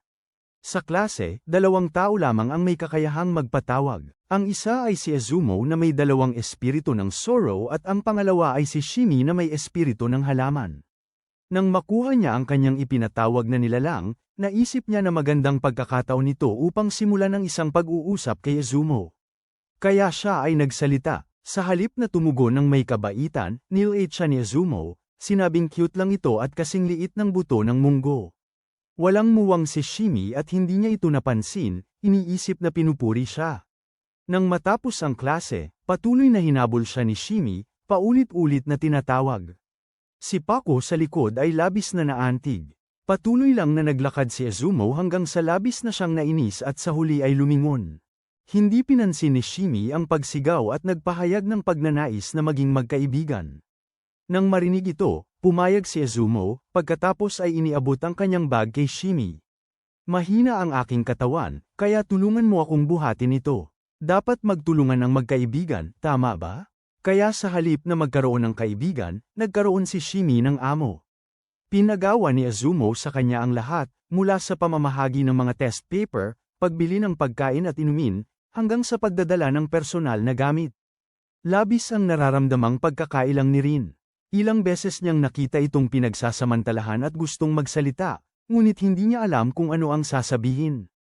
Makalipas ang ilang araw, nagkaroon ng pagsasanay ang klase, kampo. Ang napiling lokasyon ay sa tirahan ng 2 magkapatid. Dahil desyerto, hindi bale kung mag-ingay ng kaunti. Nang matapos ang pagsusulit, gustong maligo ni Izumo, kaya gustong sumama ni Shimi. Ito ang unang beses niyang maligo kasama ang isang kaibigan, kaya't siya ay medyo nasasabik, ngunit hindi inaasahang pagdating nila, nakarinig siya ng pagtataboy na nagsasabing maghintay siya sa labas, dahil hindi siya komportableng may ibang makakita sa kanyang katawan. Para masiguro na hindi siya naghihintay ng walang kabuluhan, dapat siyang bumili ng fruit milk. Narinig ito ni Shimi at labis siyang hindi naging komportable, ngunit lumingon pa rin upang umalis. Nagkataong dumaan si Rin at gusto siyang pigilan. Huwag mo nang gawin ito. Pagsasamantala ito, hindi pagtutulungan ng magkaibigan. Habang nagtatalo ang dalawa sa labas, naramdaman din ni Paco sa loob na mali ang ginagawa ng kanyang kaibigan. Hindi katanggap-tanggap ang pagsasamantala sa mga taong tapat. Noon, iniiwasan si Izumo ng mga tao dahil nakakakita siya ng mga demonyo, ngunit nanatili pa rin kaibigan niya si Paco, pero ngayon ay mahirap nang ipagpatuloy. Hindi na rin niya planong ipagpatuloy ang klase sa pagpapalayas ng masamang espiritu. Nakatingin si Izumo sa tanging kaibigan niya nang may pagkalito ng ilang patak ng dugo. Nahulog mula sa itaas. Sinundan nila ito at tumingala para makita ang isang 2 ulong demonyo na nakakapit sa kisame. Bumulusok ito pababa at inatake si Paco. Agad na ipinatawag ni Izumo ang kanyang mga espiritu ng sorrow upang lumaban, ngunit sa mismong sandaling yon, naalala niya ang mga sinabi ni Paco. Ang kanyang pag-aalinlangan sa kritikal na sandali ay naging sanhi upang kumilos ng laban ang mga hayop espiritu at tangkaing saktan ang nagpatawag sa kanila. Sa kabutihang palad, narinig ni Rin ang kaguluhan at mabilis na dumating, na itaboy sila pabalik, at pinaalalahanan si Izumo na punitin ang papel ng pagpapatawag. Hindi rin alam ni Rin kung ano ang susunod na gagawin. Kadalasang, sa isang hiwa lamang ng espada, kaya niya itong hawakan, ngunit sa mga taong naririto, Ang paglalantad ng kanyang kapangyarihan at pagkakakilanlan ay lubhang mapanganib. Dumating din si Shimi. Nang makita si Paco na sugatan, agad siyang tumakbo para magbigay ng first aid. Dahil dito, sumugod si Rin at itinulak pabalik ang demonyo. Kinilala siya nito bilang anak ni Satanas, ngunit inatake pa rin, itinulak si Rin palayo, pagkatapos ay hinawakan ng mahigpit ang leeg nito. Humingi ng paumanhin ng demonyo kay Rin, sinabing nakatanggap ito ng mga utos at kailangan nitong gawin iyon. Sa kabutihang palad, sa huling sandali, dumating si Yukio sa tamang oras at nagpapaputok ng baril upang paalisin ito.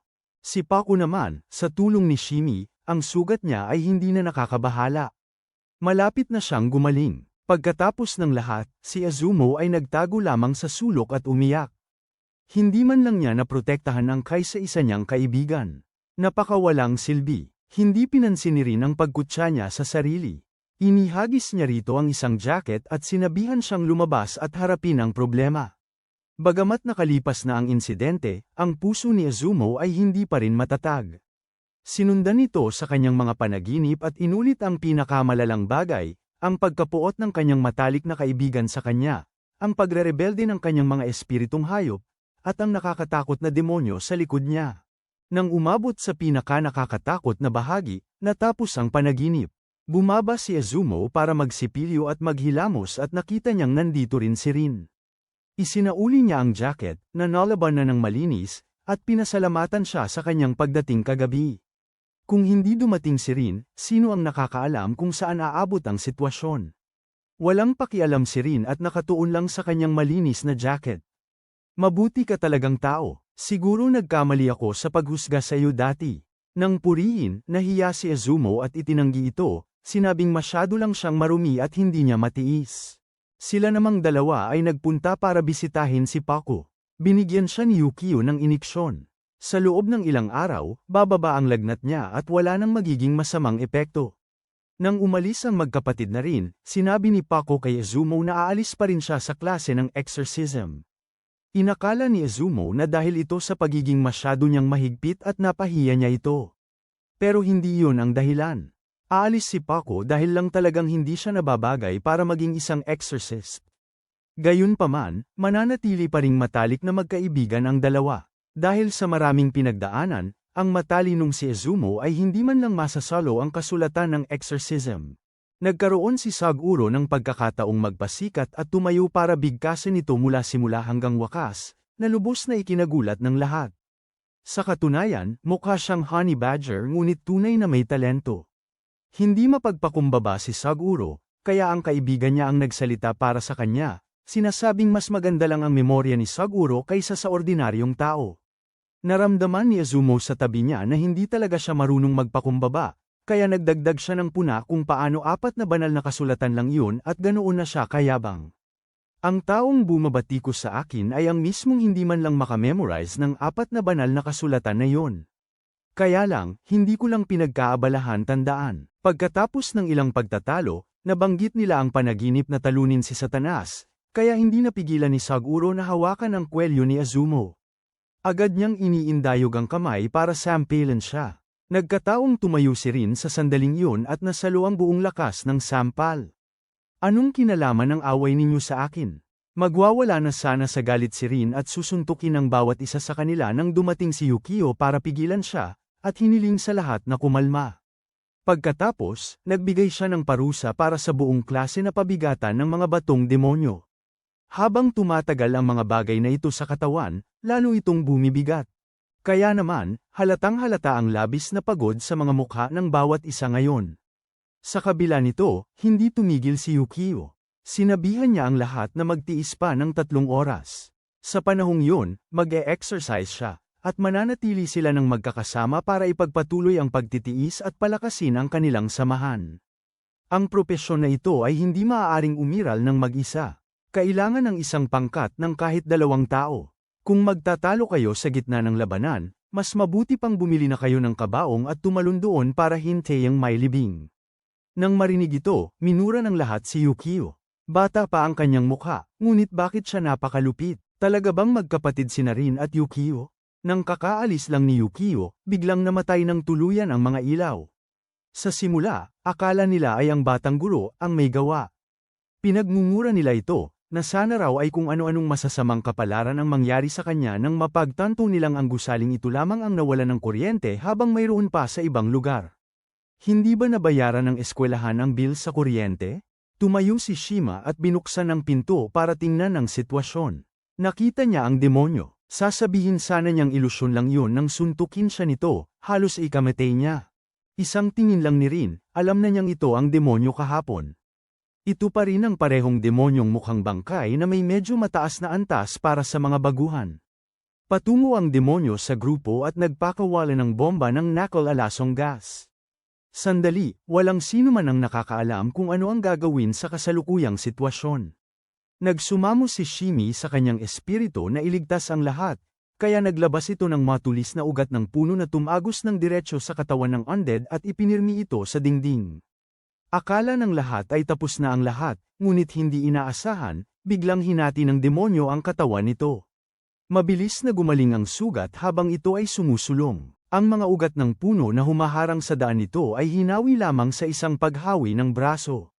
Agad na kumalat ang lason, dahilan upang lubhang hindi komportable ang mga katawan ng lahat. Ang isang mahina tulad ni Shimi ay nanlabo ang ulirat, nang hina ang buong katawan at hindi na makakilos. Sa ilalim ng ganitong matinding sitwasyon, alam ni Rin na wala na siyang magagawa kundi gamitin ang sarili bilang pain. Alam niyang siya rin naman ang punteriya ng demonyo. Sumiksik siya sa mga pagitan ng ugat ng puno, hinamon ng demonyo ng habulin mo ako kung kaya mo. Pagkatapos ay tumakbo palayo. Totoo nga, sumunod ito at hinabol si Rin hanggang sa halos mawala na siya ng hininga. Matapos ang ilang sandali ng pakikipaglaban at paghahabulan, tumakbo si Rin sa electrical panel. Mayroong talagang nagputol ng kuryente sa breaker. Bubuksan na sana niya ito nang dumating ang demonyo. Ipinulupot nito ang mahaba at nakalaylay nitong dila kay Rin at puwersahan siyang iginalaw-galaw ng ilang ulit, hanggang sa halos masuka na siya at hindi na makayanan ang sunod-sunod na pag-atake. Sa huli, sinindihan ni Rin ang asul na apoy upang itaboy pabalik ang demonyo. Sa mismong sandaling yon, mayroong lumitaw. Tunay nga, iyon ay ang kapangyarihan ni Satanas. Nakita rin ni Rin ang nagsalita. Siya ang utak sa likod ng lahat, ang naghihiwalay sa kanya mula sa iba. Pagkatapos ay naisaksihan siyang kalabanin at tapusin ang demonyong kanyang ipinatawag. Sa kagustuhan mo, agad na hinugot ni Rin ang kanyang espada at ibinaon ito sa ulo ng undead. Mabilis na binalot ng asul na apoy ang katawan at sinunog ito. Nang bumagsak ang demonyo, lumingon si Rin sa kinaroroonan ng tao kanina at wala siyang nakita. Sa grupo ni Saguro, hindi rin sila ligtas dahil ang demonyo ay nahati sa dalawa, at ang isa ay naroon pa rin kung nasaan sila. Hindi may kukumpara ang lakas panlaban ng grupo sa kay Rin, kaya nagpasya silang bigkasan ng orasayon ng pagpapalayas ng demonyo. Ngunit ang orasayon ay gumana lamang kapag binigkas ang tamang kontrasumpa para sa demonyo. Kaya't ang mga marunong sa orasayon ay umupo at nagsimulang bumigkas. Malapit nang bumigay ang mga ugat ng puno ni Shimi. Kabilang din si Shima sa mga marunong sa orasayon, ngunit walang laman ang kanyang isip, kaya tumayo siya sa harapan upang subukang bumili ng oras. Hindi alam ni Azumo sa tabi niya ang gagawin at tanging makatakbo lang siya upang tignan si Shimi. Kahit sa kanyang pagkalito, nag-aalala pa rin si Shimi kay Azumo, sinasabing iba ang itsura niya ngayon at tinatanong kung ayos lang siya. Nang marinig na si Shimi sa gayong mapanganib na kalagayan ay nag-aalala pa rin sa kanya, hindi siya nag-atubiling ipatawag ang kanyang mga espiritu. Nang salakayin na siya ng mga ito, sumigaw siya sa kanilang harapan na sundin ang kanyang utos. Kahit ang mga lobo ay kailangan pa ring matakot sa isang leyon. Bagaman ang dalawang lobo ay nagpakawala ng napakalakas na teknik, hindi nila matalo ang demonyo at nakabili lamang ng kaunting oras. Matapos makawala mula sa pagkakapiit na nilikha ni Azumo, sumugod ito at mahigpit na kinapitan ang ulo ni Saguro. Sa kabila ng sakit, nagpatuloy siya sa pagbigkas ng orasayon.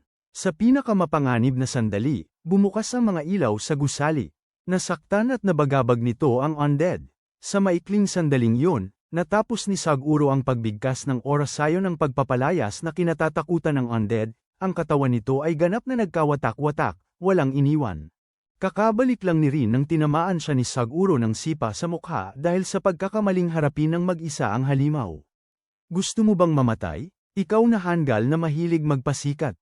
Maya-maya, bumalik din si Yukio. Sa likod niya ay ang lalaking may isang mata kanina na humikayat kay Rin na lumayo sa grupo. Akmang babalaan ni Rin ang kanyang kapatid na kaaway ang kalaban nang bigla siyang tinamaan ng sipa sa mukha mula sa likuran, dahilan upang siya'y matamba at bumagsak sa pinto. Ito ay walang iba kundi si Mephisto. Huwag mong akalain na ang isang halimaw na higit sa intermediate level ay basta na lamang makakapasok sa paaralan. Ito ang pagsusulit sa kwalifikasyon para maging isang exorcist na pinagsama sa training camp. Habang nagsasalita siya, nagsimulang lumitaw ang mga guro mula sa kung saan-saan mula sa kanilang mga pinagkukublihan. May nagtago sa mga aparador, may nagtago sa ilalim ng sahig. Saan man pwedeng magtago ng sarili, doon sila sumiksik. Tutal, hindi madali ang pagsasanay sa isang taong ang pagiging mapusok ay humigit pa sa sentido komon upang lumaban sa mga demonyo. Paano nila hahayaan ang mga batang usbong na ito na mamatay bago pa sila mamukadkad? Nang marinig ang sitwasyon, gustong haminin ni Rin ang mga guro para sa isang sparring session sa Japanese martial arts, ngunit nagpasya siyang huwag na lang. Magiging abala kung muling matatamaan sa mukha. Ang inaalala ng lahat ngayon ay kung nakapasa ba sila o hindi. Sa pangkalahatan, maganda ang ipinamalas ng lahat at mahirap punahin. Nakahanap si Saguro ng solusyon kahit sa gayong panganib. Kahit pahawak sa ulo, nagawa pa rin niyang tapusin ang dasal, nagpakita kung gaano siya kahusay. Pantay din ang talento ni Azumo. Sa kabila ng posibilidad na magrebelde ang kanyang mga espiritu, ipinatawag pa rin niya ang mga ito at mahusay na gumamit ng mga teknik upang makahingi ng oras. Si Shima ay napakatapang din, isinugol ang buhay at kamatayan upang protektahan ang kanyang mga kasama. Shimi hindi na nga kailangan pang banggitin. Kung wala siya, walang nagawa ang buong grupo at maaaring dinala na sa serbisyo ng libing kasama ang Panginoon. Kung pag-uusapan ang pinakawalang silbi, ang dalawang bobo lang. Parang wala silang ginawa kundi tumayo at manood para lang dumami ang bilang. Ngayon, ang isa ay naglalaro ng League of Legends na nagsasabing pababagsakin niya si Faker, at ang isa naman ay naglalaro lang. Nang makita niyang may issue si Saguro sa kanya, inanyayahan niya itong makipag-away doon mismo para uminit ang sitwasyon. Bukod pa rito, kung pag-uusapan ang pinakakahangahangang tao, si Rin na yon. Walang sino man ang makapaniwala na ang tamad na ito ay may lakas upang talunin ang isang demonyong nasa intermediate level sa pamamagitan lamang ng isang espada. Tunay na hindi ka panipaniwala. Habang masiglang pinag-uusapan ng lahat ang pagsubok, nagpunta si Yukio upang hanapin ang gurong may isang mata. Bagamat isa itong pagsubok, ang ginawa niya ay lumampas na sa hangganan, sinusubukang mapagamit kay Rin ang kanyang kapangyarihan habang inilalayo siya mula sa grupo. Iyon ay isang lubhang mapanganib na aksyon. Kung ikaw ang preno na pumipigil kay Rin na lumayo ng husto, ako ang accelerator na nagtutulak sa kanya para umunlad. Mismong si Mephisto ang humiling nito. Kailangan nating kontrolin at tukuyin, kung dapat bang maging bahagi si Rin ng mga knight o kailangang tanggalin siya. Sa panahong ito, napakagaling ang kapangyarihan at espiritu ni Rin. Wala pang anumang senyales na nagpapakitang isa siyang halimaw.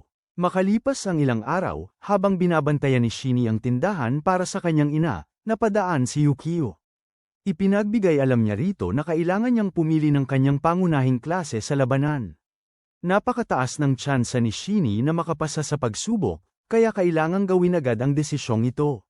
Sa mga nakaraang araw, nakita rin ni Yukio ang kanyang malinaw na pagunlad, habang inaalala ang unang araw na nagkita sila.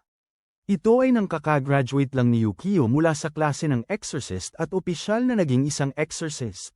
Dinala ni Fujimoto siya sa tindahan ng mga exorcist. Naroon ang ina ni Shinny tulad ng dati, habang si Shinny naman ay nagtago sa likod ng pinto. Kahit pa sinubukan ng kanyang ina na ipakilala si Yukio kay Shinny, nanatili siyang kinakabahan at mahiyain, nagtatago sa likod ng pinto bago umalis. Nang paalis na ang mag-ama ay doon lang nagkaroon ng lakas ng loob si Shinny na lumabas at bigyan si Yukio ng 400 kluber para sa swerte. Sa panahong yun, lubos niyang hinangaan ang kaibigan sa kanyang harapan. 14 na taong gulang pa lang siya at isa ng exorcist. Hindi naging kampante si Yukio dahil dito. Naalala niya noong bata pa siya. Siya ay tulad lang ni Shinny o mas malala pa, umiiyak sa pinakamaliit na bagay. Sa kabutihang palad, may nakatatanda siyang kapatid na tulad ni Rin. Sa usaping ito, biglang naalala ni Yukio ang usapan nila ng gurong may isang mata. Dahil may naramdamang mali, agad siyang tumayo at bumalik. Sa dormitoryo kung saan natutulog si Rin, nakatayo ang guro doon, habang humuhugot ng sandata at determinadong ibinaba ang sandata. Ngunit kakaiba ang pakiramdam sa kanyang kamay. Inangat niya ang kumot at nalaman na isang dummy lamang ang naroon. Tunog ng pagkakarga ng baril ang umalingaw-ngaw. Nasa likod niya si Yukio. Naialis na si Rin sa ibang lugar at mahimbing nang natutulog. Biglang may sunod-sunod na putok ng baril ang umalingaw-ngaw, dahilan upang mapagtanto ni Rin na may panganib na nagaganap. Sa hagdanan papunta sa bubong, sinubukan ng guro na magpatawag ng mga demonyo upang sumalakay. Mabilis si Yukio na parang kidlat, nagpaputok ng baril at pinabagsak ang lahat ng nilalang na ipinatawag ng kalaban. Pagdating sa bubong, lalo pang tumindi ang labanan. Ang kalaban ay naglaan ng dugo upang makakuha ng mas matinding kapangyarihan sa pakikipaglaban. Bumunot si Yukio ng 2 baril at mabilis na nagpaputok, ngunit sumala pa rin sa isang braso. Hinawakan nito ang kanyang binti at hinayla siya pababa. Si Yukio, kinuha ang banal na tubig at pinawala ito. Sinamantala ng guro ang maikling sandaling iyon upang gumuhit ng isang malaking bilog ng pagtawag. Ito ang pinakamalakas na demonyo na maaari niyang makontrata. Pagkatapos niyang magsalita, lumitaw ang isang halimaw na kasing laki ng truck. Malaki ang demonyo, ngunit napakabilis. Tinamaan siya bago pa makakilos si Yukio, na itulak siya pabalik. Tumayo si Yukio at pinaputukan ang kanyang baril upang umatake. Bumaon ang mga bala sa laman, ngunit wala itong nagawa sa demonyo. Sa kabaligtaran, lumaki ang mga braso mula sa mga sugat at sumugod, na nagpapahirap sa sitwasyon. Para kay Yukio, sa mismong sandaling yon, isang espada ang bumaon sa halimaw, at ang buong katawan nito ay sumiklab sa asul na apoy. Dumating si Rin. Nakita niya ang guro at gustong lumapit, ngunit mabilis na kumilos ang guro at nagsaboy ng banal na tubig, kaya napilitan siyang umatras. Agad na humarap ang demonyo at sinunggaban si Rin. Ang isa pa nitong kamay ay dumakat sa kanyang ulo, na tila nais nitong pigain. Sa kabutihang palad, winasak na ni Yukio ang summoning circle. Hindi na makapagpapatawag pa ang guro ng isa pang demonyo nang hindi namamatay. Hindi maiwasang magtaka ni Yukio kung bakit patuloy nitong pinupuntirya si Rin. Ang dahilan ay, medyo malalim. Ang guro ay isa sa iilang nakaligtas sa kalamidad ng Blue Knight 16 na taon na ang nakalipas. Mas malala pa, nang gabing iyon ay sinapian ni Satanas ang kanyang katawan at labis itong pinahirapan. Kaya naman, ang pagkapuot ng guro kay Satanas at sa lahat ng may kaugnayan dito ay napakatindi. Pagkasabi nito, nagpatawag siya ng matalim na piraso at itinusok niya ito kay Rin. Hindi umiwas o lumayo si Rin kundi tinanggap ang tama. Tinanggap niya ang lahat ng laban mula sa gurong ito, ngunit hindi niya dapat isama ang mga inosenteng tao. Bahagyang nagulat si Newhouse nang marinig ito, ngunit hindi matatapos dito ang usapin. Marami pang taong katulad niya ang paparating para kay Rin. Kinabukasan, lumabas ang opisyal na resulta ng mga pagsusulit. Lahat ay nakapasa, kaya inanyayahan sila ni Mephisto na kumain ng cake. Ang prinsipal ng buong akademya ay hindi man lang gumagasta para sa isang maayos na pagkain. Kuripot talaga siya sa sukdulan. Tuwing tag-araw, hindi matiis ang init sa dormitoryo. Ito raw ay isang akademya para sa alta sosyedad, ngunit ang dormitoryo ay wala man lang ni isang aircon. Dahil sa init, kinailangan ni Rin na piliting kumilos ang kanyang tamad at mabagal na katawan para bumili ng ice cream. Sa daan, kumain siya ng ilang piraso, ngunit hindi pa rin nasiyahan. Kakain pa siya ng mas marami pag-uwi. Sobrang pabaya ni Rin kaya nakalimutan niyang bumili ng tubig para sa kapatid niya. Talagang ang isa siyang iresponsableng kuya. Wala naman siyang pakialam masyado. Ang pinakainis ngayon ay ang paggawa ng takdang aralin. Kahit na may kwalifikasyon siyang maging exorcist, hindi pa rin siya makatakas sa mga buwisit na takdang aralin na ito. Dinampot niya ang listahan ng mga ranggo ng exorcist. Malapit siya sa ibaba, nasa itaas lang ng antas ng baguhan.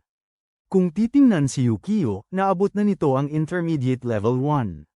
Nakita ni Rin na ang kapatid niya ay nananatili pa rin. Malayo sa pinakamataas na ranggo at tumawa. Tinawag siyang noob, nakakalimutan na 2 taon pa lang nagsasanay si Yukio. Higit sa lahat, ang paladin ang pinakamataas na ranggo, isang marangal na titulo na iginagawad sa iisang tao lamang. Isang tulad ni Rin, na hindi man lang makagawa ng isang gawaing bahay ng maayos, isinasantabi ang talino sa pakikipaglaban at puro kapangyarihan ng demonyo lang ang inaasahan. Paano niya kaya yun makakamit? Anong sabi mo? Huwag mong pagsabihan ng kuya mo na parang matanda. Kailangan mo lang maging mas mature ng kaunti. Sa laban, sa sandaling may bukas, ay binubunot mo ang iyong espada. Hindi ka pa nakakagamit ng anumang exorcist, mga kakayahan. Kung ipagpatuloy mo ito, tiyak na lalamunin ka ng mga apoy na yon, pinagalitan ni Yukio nang hindi alam kung paano sumagot.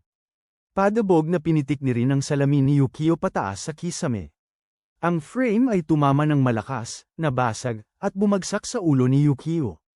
Nang akmang sumiklab ang galit ni Yukio, dumating ang isang tawag sa telepono. Tila may kagyat na misyon na nangangailangan ng kanyang presensya. Sabik na nagtanong si Rin kung ano ang nangyayari. Wala kang kinalaman dito, manatili ka lang sa bahay. Ngunit ang mga pangyayari ay pareho pa rin ang dati. Nang umalis si Yukio para mag-ulat para sa misyon, sumunod si Rin. Bilang isang opisyal na exorcist, hindi mahirap sundin ang mga misyong ito at manood mula sa gilid. Habang nagrereklamo si Yukio, biglang may narinig si Rin na sigaw mula sa kung saan. Tinawag nito ang lahat na sinungaling. Galit na galit ang tunog nito. Sumunod kay Yukio sa loob, nakita niya ang isang dambuhalang pusa na nakatayo sa harap nila. Kung ito ba ay demonyo o Diyos ay mahirap sabihin. Ang pasang si Kuro ay dating espiritong kasama ni Fujimoto. Si Kuro ay dating tagapangalagang Diyos para sa mga pamilya sa kalakalan ng pagpapalaki ng seda.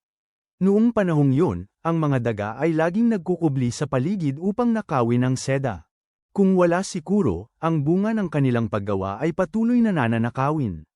Bilang pasasalamat sa mga pusa, nagtayo ang buong nayo ng seda ng dambana at nag-alay ng masaganang pagkain, isda, at prutas. Ngunit sa pagbabago ng panahon, unti-unting hamina ang gawang kamay na seda, gayon din ang kalakalan. Tinalikdan ng mga tao ang propesyon, at ang dambana ay napabayaan din. Dumating ang araw na muling lilinangin ang lupain, at isang crane ang dumating upang gibain ang dambana ni Kuro. Nagngalit ito at nagbago ng anyo, naging isang nakakatakot na nilalang, at lumikha ng kaguluhan sa lahat. Ang gusaling ginagawa ay biglang gumuho. Maging ang isang napakalaking crane ang nabuwal. Inakala ng mga taga-baryo na isinumpa ang dambana at tumawag ng maraming eksorsista para harapin ito. Ngunit walang sino man ang nakagawa ng kahit ano kay Kuro. Doon na dumating ang mga tao mula sa akademya para paamuhin ito. Ngayon, ang pusa ay umaatungal at nagdudulot ng kaguluhan. Paminsan-minsan, naririnig pa rin ni Rin ang panloob na tinig nito. Naniniwala si Kuro na nagsisinungaling ang mga taong nasa harapan nito. Paano mamamatay ang isang tulad ni Fujimoto? Hindi naintindihan ng lahat kung ano ang nangyayari at inakala na nagwawala lang ito ng walang dahilan. Gumamit sila ng mga bala ng pampakalma. Ngunit hindi sapat ang mga ito para mapatulog si Kuro. Nagkaroon lang sila ng kaunting epekto na pabagalin ito. Ang banal na tubig ay ganap na, walang kabuluhan kay Kuro, at walang nakakaalam ng pangontra nitong spell. Nagawa na nila ang lahat ng posible, ngunit hindi pa rin nila mapahinahon ang espiritong ito. Kaya nila tinawagan si Yukio.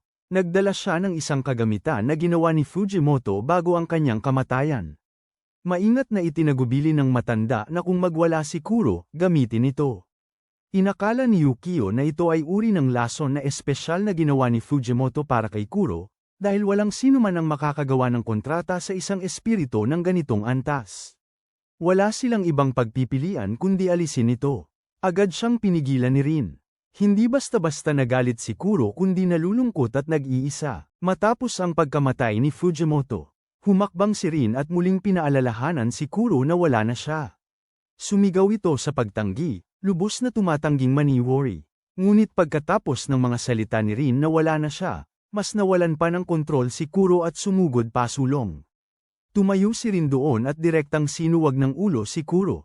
Nataman ito at bumagsak. Walang ginawa si Rin kundi hintayin itong tumayo. Wala na talaga ang matandang lalaki. Mahal na mahal mo siya at pinagkakatiwalaan, hindi ba? Kaya ka nagagalit. Ngayon, magkasundo na tayo. Nagulat si Yukio sa tagpong yon. Ito ay eksaktong katulad ng kung paano si Fujimoto ay napatahimik si Kuro. Hindi ito lumaban, ngunit tinanong kung labis nitong pinahahalagahan ang mga tao. Kaya pala galit ito ng malimutan. Ngayon, magkasundo na tayo. Nang bumalik si Yukio sa realidad, naging normal na pusa ulit si Kuro, humihikbi at umiiyak ng malungkot. Naalala nito kung paano ito masayang umiinom ng sake kasama si Fujimoto. Hindi pinigilan ni rin si Kuro kundi hinayaan itong umiyak upang mailabas ang sakit sa puso nito sa halip na pigilin. Pagkaraan ng ilang sandali, nagkaroon na ng pagtingin si Kuro kay Rin at humima sa kanya ng buong pagmamahal. Matapos iulat ni Yukio ang sitwasyon at makabalik, dala pa rin niya ang sekretong sandata ni Fujimoto. Nang makita ito, si Kuro ay hindi natakot kundi nasabik. Sabi nito yon ang regalo na laging dinadala ni Fujimoto para dito. Maingat itong inilabas ni Yukio at maingat na inamoy, para lang matuklasan na ito ay alak na catnip, ang uri na madalas inumin ni Fujimoto kasama si Kuro. Mula sa simula, hindi niya kailanman gustong patayin si Kuro. Umaasa lamang siya na maaamoy nito ang amoy na ito at muling makakabalik sa katinoan, tulad ngayon. Pagkalipas ng ilang araw, isang grupo ng 3 kabilang sina Rin, Azumo, at Shima ay pumunta sa isang lugar sa tabing dagat. Tuwang-tuwa si Shima, sinasabing magiging napakaganda ng biyaheng ito. Lahat ng sariwang dilag maghintay lang kayo dyan, paparating ako. Kukunin ko sa bawat isa sa kanila, kaya walang dapat ikabahala. Masaya si Rin dahil nakapunta siya sa dalampasigan, nakikita silang punong-puno ng buhay.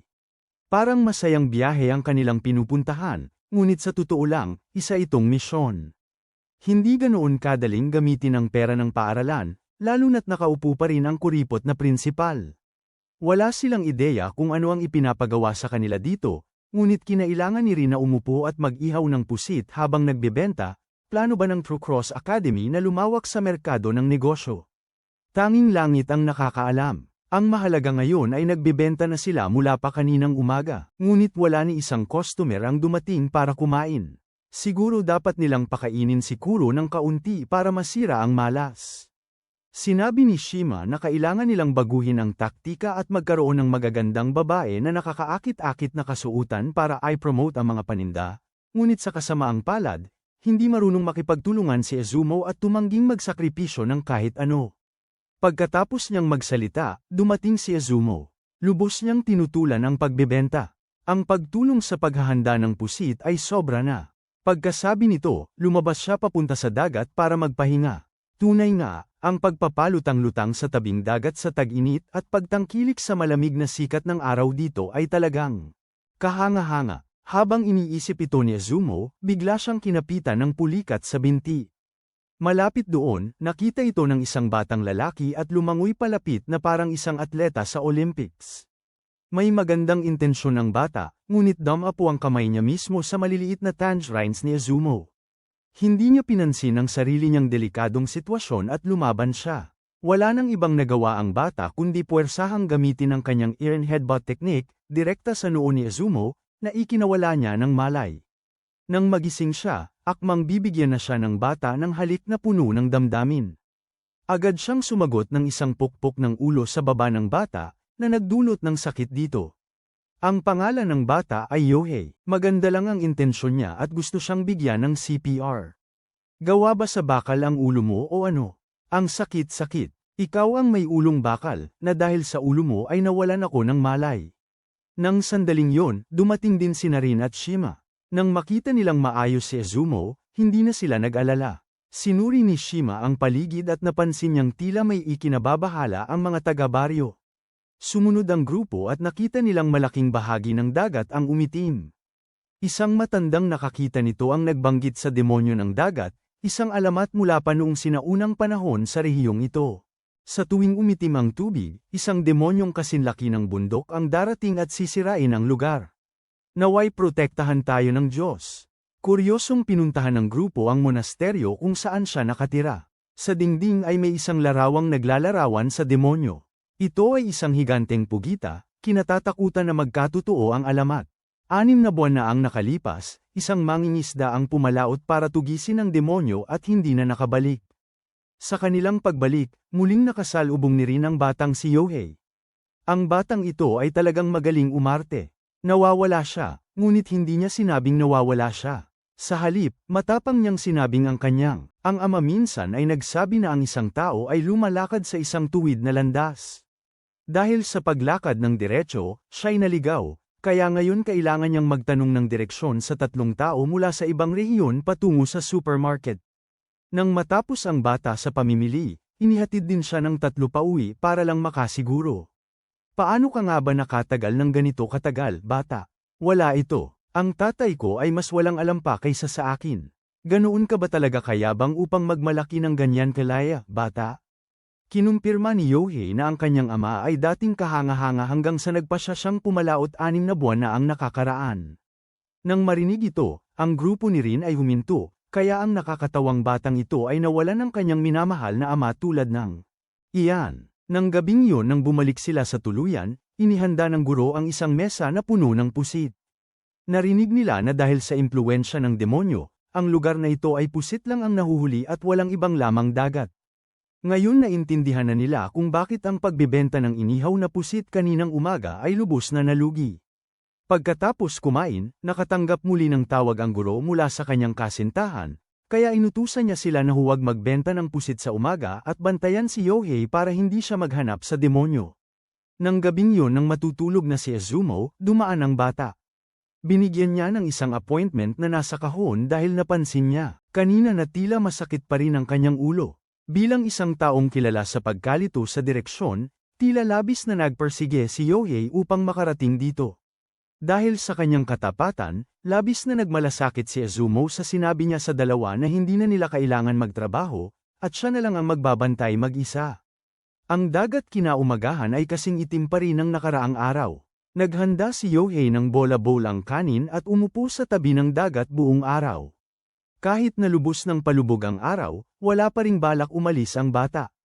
Hindi na natiis ni Izumo at lumabas upang payuhan siya. Tigilan mo ang pagpapantasya sa lakas. Sa buhay, kailangan mong malaman ang iyong mga limitasyon, kung ano ang kaya mo at hindi mo kaya. Kung hindi, ito ay hindi naiiba sa pagpapahamak sa sarili. Nang marinig ito, hindi sumuko si Yohei. Ang mga taong laging negatibo ay ang mga hindi naniniwala sa kanilang sarili.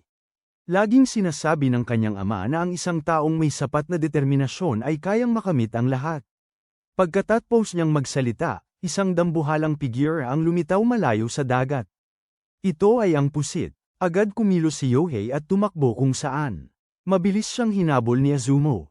Nakita ni Rin at ng iba pa ang dambuhalang pusit ng dahan-dahan. Papalapit sa isla at hindi alam ang gagawin. Si Shima sa tabi nila ay sumubok na bumigkas ng orasayon para malaman kung epektibo, ngunit sino ang nakakaalam kung may tenga nga ang pusit para makarinig. Sa pinakamapanganib na sandali, si Kuro ay naging higanti mula sa loob at lumabas para lumaban. Malakas itong tumama sa pusit at pagkatapos ay umatras. Nang makitang napakalakas ni Kuro, unti-unting umasa si Rin na matatalo nito ang demonyong bumabalot sa tubig na ito sa loob ng daan-daang taon. Ngunit nang sumugod si Kuro para kagatin ng pusit, napipi si Shima. Isa itong pusa, kaya paanong hindi nito alam na ang mga pusa na kumakain ng hilaw na pusit ay magdroga at mawalan ng malay? Kaya naman, ang nag-iisang puwersang panlaban ng koponan ay ganun na lang itinaboy mula sa labanan. Nang susugurin na ng pugita ang dalawa, isang palaso ang biglang lumipad at bumaon ng malalim sa laman ng halimaw sa dagat. Masakit ang tinamo nitong tama at lumingon ito sa direksyong pinanggalingan ng palaso. Naroon si Yohei na kung paano'y nakasakay na sa bangka at nakalabas na sa dagat. Ang maliit na bata ay parang bingi na hindi natatakot sa putukan, nakaharap sa dambuhalang pugita. Hindi lang siya hindi natakot, kundi sumugod pa nga. Nang pigilan siya ni Rin, buong tapang na tumalon si Yohei sa tubig. Nagpana pa siya ng isa, ngunit bahagya lang nitong nasaktan ang pugita. Pagkatapos, nawalan siya ng malay dahil sa isang tama. Agad namang sumugod si Rin upang sagipin ang bata. Mabilis namang hinugot ng kanyang kabilang kamay ang espada, handang lumaban hanggang kamatayan, nang mula sa likuran, isang lalaking nakatayo sa bolsa ang tumawag. Narinig ni Yohei ang pamilyar na boses at lumingon upang makita na ito pala ang kanyang ama. Masaya silang muling nagkita at lumunsad upang mag-usap. Ang pugita ay hindi nagalit na umaatake. Sa maalamat na labanan laban sa halimaw ng dagat, aksidente niya itong naging kaibigan. Pagkatapos nyon, tinulungan niya ang Pugita na baguhin ang ugali nito. Kaya hindi na ito nanggugulo tulad ng dati. Nahirapan si Yohei at ang lahat na maniwala sa sinabi niya. Ngunit ito ang katotohanan. Nitong mga nakaraang buwan, sila ay pinilit na magkabalikan, at maayos silang namumuhay. Tumango ang guro sa tabi bilang pagsang-ayon. Kahit ang mga demonyo ay maaaring magbago ng kanilang kalikasan. Bilang mga exorcist, hindi kayo maaaring basta makakita ng demonyo at agad na umatake. Dapat ninyong matukoy kung ang kalaban ay mabuti o masama at tumugon ng naaayon. Iyan ang katangian ng tunay na lalaking may tapang. Ilang araw pagkatapos bumalik sa eskwela, ang grupo ni Rin ay isa pang misyon ng magkasama. Naganap ang misyon sa isang amusement center na pansamantalang sarado.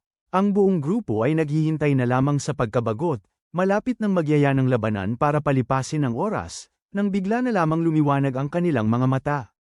Sa di kalayuan, tumatakbo patungo sa kanila sina Shimi at Azumo. Hindi tulad ng dati, hindi suot ni Shimi ang kanyang maluwag at malaking kimono. Sa halip, nakasuot siya ng isang simpleng school uniform na nagpakita sa hugis ng kanyang katawan. Ang kanyang mga kurba at balangkas ay malinaw na nakikita at lubhang nakakabighani. Ang buong grupo ay napuno ng damdamin at natigilan sa kanilang nakita. Sa una, si Shimi ay labis na nahihiya, ngunit nang purihin siya ng kanyang mga kaibigan, gamaan ang kanyang pakiramdam. Naramdaman ni Rin na medyo maikli ang palda para kay Shimi at sasabihin na sana niya kay Yukio, ngunit dahil nakatingin lang ito sa kanyang dibdib sa buong oras, nataman siya sa mukha. Ang pangunahing misyon ngayon ay siyasatin at hulihin ang isang multo sa amusement park. Sabi-sabi, ang mga bagay sa parke ay gumagalaw ng abnormal, at ang mga maiikling palda ng mga babae ay bigla na lang tumataas. Sa positibong panig, dahil dito, may nasal ayan ang mga lalaki ng libre. Ngunit sino ang makakapagsabi kung magbabago ang pag-uugali ng maltong ito sa kalaunan? Kaya nagpa siya ang akademya na makuha muna ito at alamin ang lahat kalaunan. Hahatiin ang grupo sa iba't ibang pangkat. Tig-2 tao, magkasama sina Rin at Shimi sa iisang pangkat. Nang marinig ang balitang ito, nagliwanag ang kanyang mga mata. Magiging kahanga-hanga ang biyaheng ito. Malaya niyang pagmamasdan ang kanyang malaking dibdib at bilugan niyang mga binti. Sa kalagitnaan ng biyahe, hindi na nakapagpigil si Shimi at sumigaw ng may pananabik. Matagal na rin niyang gustong bisitahin ang isang amusement park kahit minsan. Maging ang mga matatanda ay gustong-gusto ang lugar na ito, kaya paano pa kaya ang mga bata? Ngunit hindi kailanman nagustuhan ni Shimi pagpunta sa matataong lugar, kaya't sumuko na siya. Ngayon na may pagkakataon siya, gusto niya talagang subukan kahit isang beses man lang. Nang marinig ito, lubos na nahulog ang loob ni Rin. Kung gusto mong maglaro, maglaro ka lang. Agad namang pumayag si Shimi, kaya't naramdaman ni Rin na parang date ang araw na yon. Sinubukan niyang maghanap ng laro na hindi nangangailangan ng labis na lakas para kay Shimi. Ang pagsakay sa karawahe ang pinakamagandang pagpipilian. Pagdating nila, narinig ni Rin ang iyak ng bata mula sa kung saan. Nang tingnan ng mas malapitan, nakaupo ang bata sa isang kabayong kahoy. Ang tanawin ng bataang labis na umiiyak ay nakaantig kay Shimi. Malumanay niyang tinanong kung bakit narito ang bata at umiiyak ng ganoon. Ngunit patuloy ang pag-iyak ng bata na ikinainis ni Rin. Gaya ng paraan ng pagpapalaki ng mga inang Asyano, sinabi niya, kung iiyak ka pa, ilalapat ko ang tsinelas sa mukha mo. Natakot ang bata at mabilis na sumiksik sa dibdib ni Shimi, mas lalo pang umiiyak. Pagkatapos ay maluhaluhan niyang ikinwento kung paano siya nagkasakit at sa kasamaang palad ay pumanaw. Mula noon, hindi na natupad ang pangakong pumunta sa amusement park kasama ang kanyang pamilya. Habang naaawa si Shimi sa kanya, biglang umangat ang bata mula sa kanyang dibdib. Mula sa pagiging kaawa-awa, naging karapat-dapat siya sa parusa. Kinutya niya silang dalawa sa pagiging bobo at hinamon silang hulihin siya.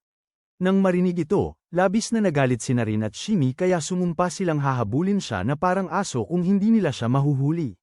Mabilis siyang lumipad, kaya hindi makasabay ang dalawa at naghiwalay sila para maghanap. Pumasok si Shimi sa isang silid na punong-puno ng salamin. Ang refleksyon ng bata ay makikita sa lahat ng dako, kaya hindi niya alam kung saan siya hahanapin. Pagkatapos ay sumakay ang bata sa isang umiikot na tasa at hinintay si Shiming makapasok bago niya ito pinaandar, kaya napasama siya sa pag-ikot nito. Pagkalma ni Shimi, humayo ang bata sa ibang direksyon. Naramdaman niya na ang sinabi ng bata ay hindi lubos na mali. Marahil ay gusto lang niyang maglaro ng ilang laro sa amusement park na ito kasama ng isang tao. Kaya sa halip na habulin siya, nakipaglaro si Shimi sa multo. Samantala, gustong ipaalam ni Rin sa lahat na natagpuan niya ang multo nang biglang may umagaw sa kanyang espada mula sa itaas. Siya ay isang demonyo na nagpakilala bilang ang hari ng lupa na si Amaman. Wala nang oras si Rin para pakialaman kung sino ang taong ito. Gusto lang niyang mabawi ang kanyang espada. Binaliwala ang mga pakiusap ni Rin, hinugot ni Amaman ang espada, at agad na lumiyabang asul na apoy mula rito at si Rin. Nang isinuksok niya ang espada, namatay ang apoy. Nakatuwaan ito ni Amaman na parang isang kawili-wiling laro at patuloy niya itong hinugot at isinuksok ng paulit-ulit. Nasabi na ni Rin sa ibaba ang lahat ng kanyang makakaya, ngunit ayaw makinig ng kalaban. Kaya sumugod siya pasulong at sumipa. Hindi tumama ang sipa, ngunit nahulog ang ulo ng isang estatwa ng Mephisto. Walang pakialam si Amaman na tila galit si Rin at sinimulan ang kanyang laro ng panunukso. Sa isang pitik ng kanyang daliri, ang kuryenteng nakapatay ay bumalik na ngayon. Ang roller coaster, nagsimulang tumakbo, tumalon siya doon at tumingin ng nangiinsulto, kaya umakyat si Rin upang habulin siya. Nang mapansin niyang sasagasaan siya ng sasakyan, maliksi siyang tumalon upang umiwas. Sinundan siya ni Amaman at itinumba sa isang pitik lang ng kanyang mga daliri. Hindi siya sumuko at sinundan pa rin, patuloy na sinasaktan si Rin sa mukha habang palaging nagtataka ng malakas kung bakit labis na nagmamalasakit sa kanya ang kanyang kuya at ama. Nang sila ay lumapag, nakawala si Rin at lubusang nawala ng kontrol. Humawak siya ng bakal at ibinato ang mga ito kay Amaman. Sinamantala niya nang umiwas si Amaman, sumugod si Rin, hinablat ang leeg nito, at ipinadaan ang asul na apoy pababa upang sunugin siya. Alam ni Amaman na ayos lang ang maglaro, ngunit ang hayaang sunugin siya nito ay mangangahulugan ng kamatayan. Sinipa niya si Rin patagilid. Nang makatayo agad si Rin, gusto na niyang sumugod muli. Ngunit sa mismong sandaling yon, dahil sa kanilang laban, bumagsak ang ilang istruktura. Mga biga ng bakal ang nagkataong bumagsak sa lugar kung saan naglalaro si Shimi kasama ang multo. Kahit na nasa mapanganib siyang sitwasyon, hindi niya iiwanan ang bata, na pumihil sa kanya na makatakas sa oras. Nang malapit ng madaga ng gusali si Shimi, naunawaan ni Rin na hindi siya makakatakbo doon sa oras.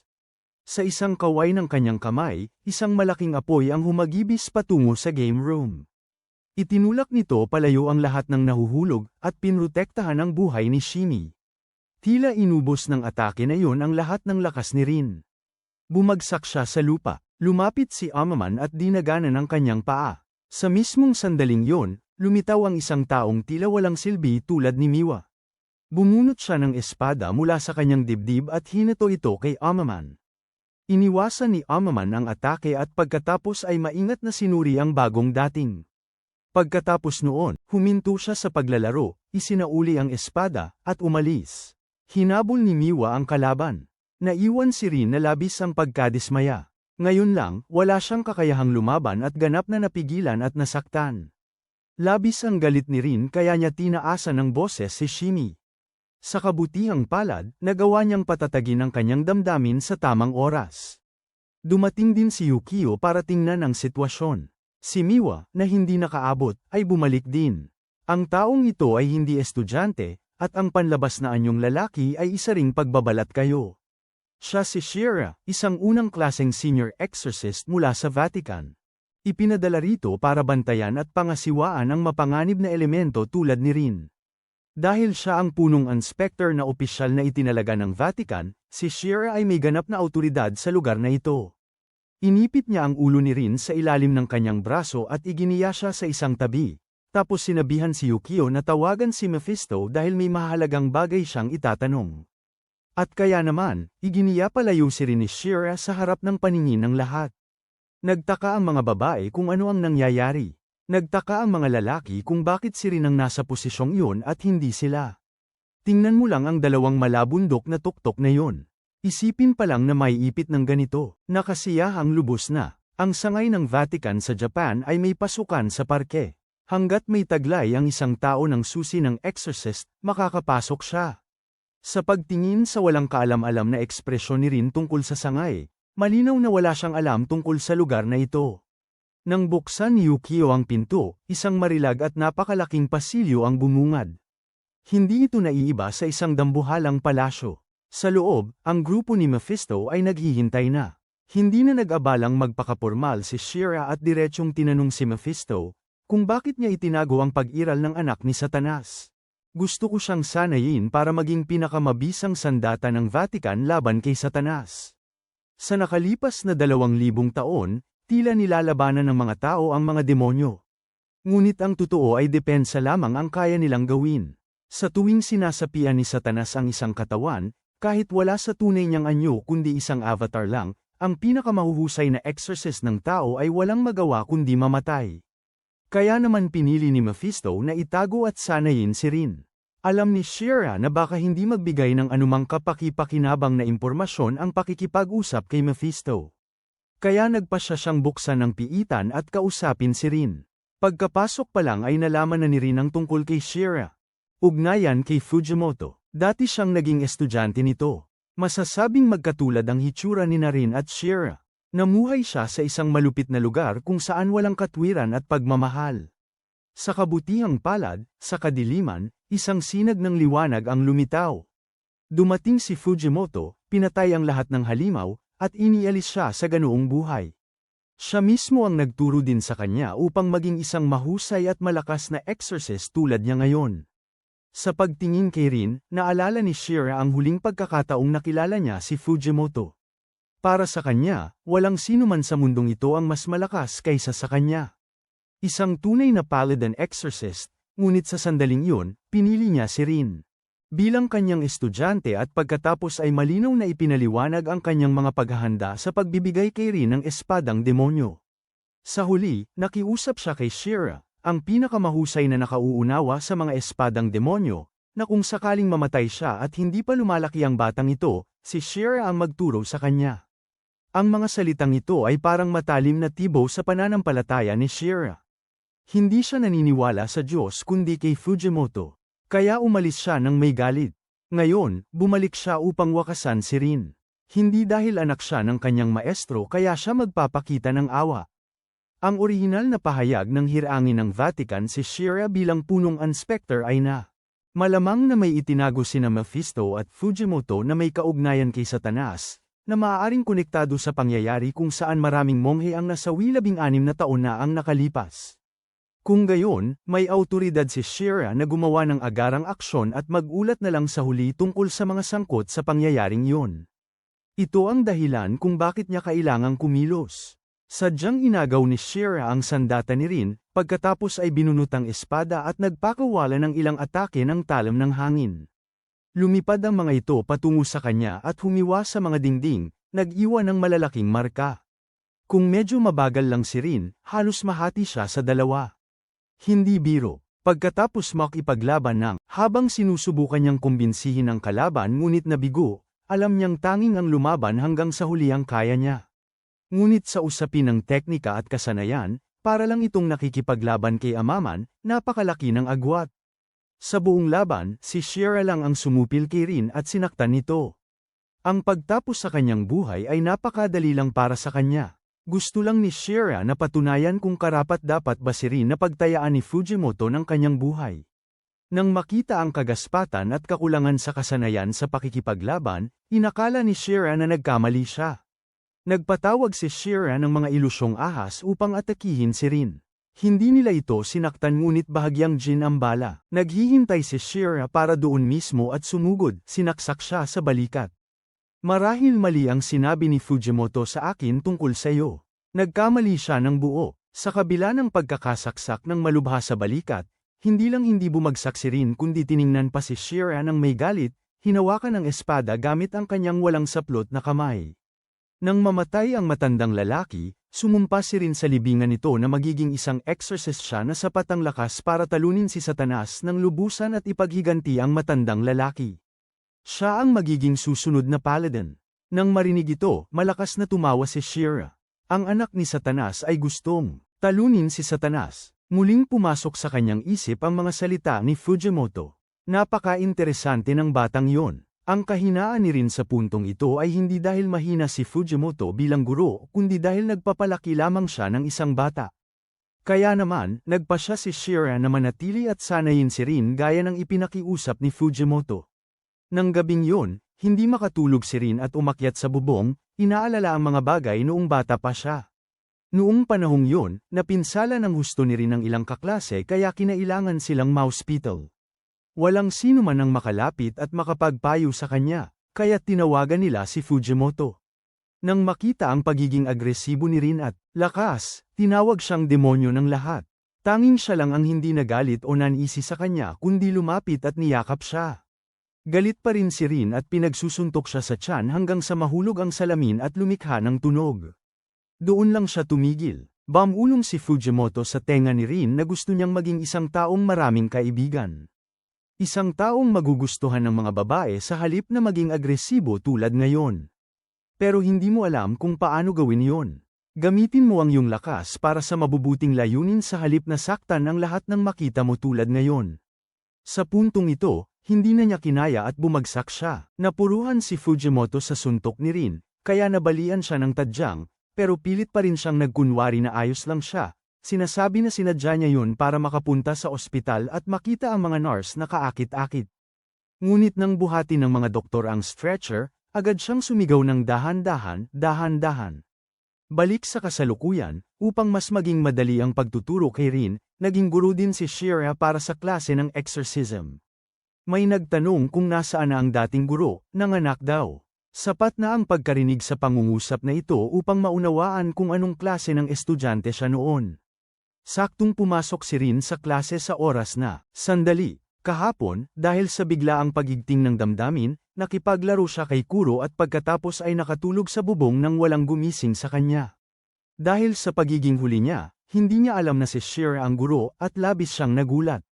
Ngunit hindi gaanong pinansin ito ni Rin. Ngayon, pumasok siya sa klase na may determinasyong maging isang paladin upang ipaghiganti si Fujimoto, upang matiyak na walang magsasabi na ang pagpili na magtiwala at isugal ang buhay niya dito ay isang pagkakamali.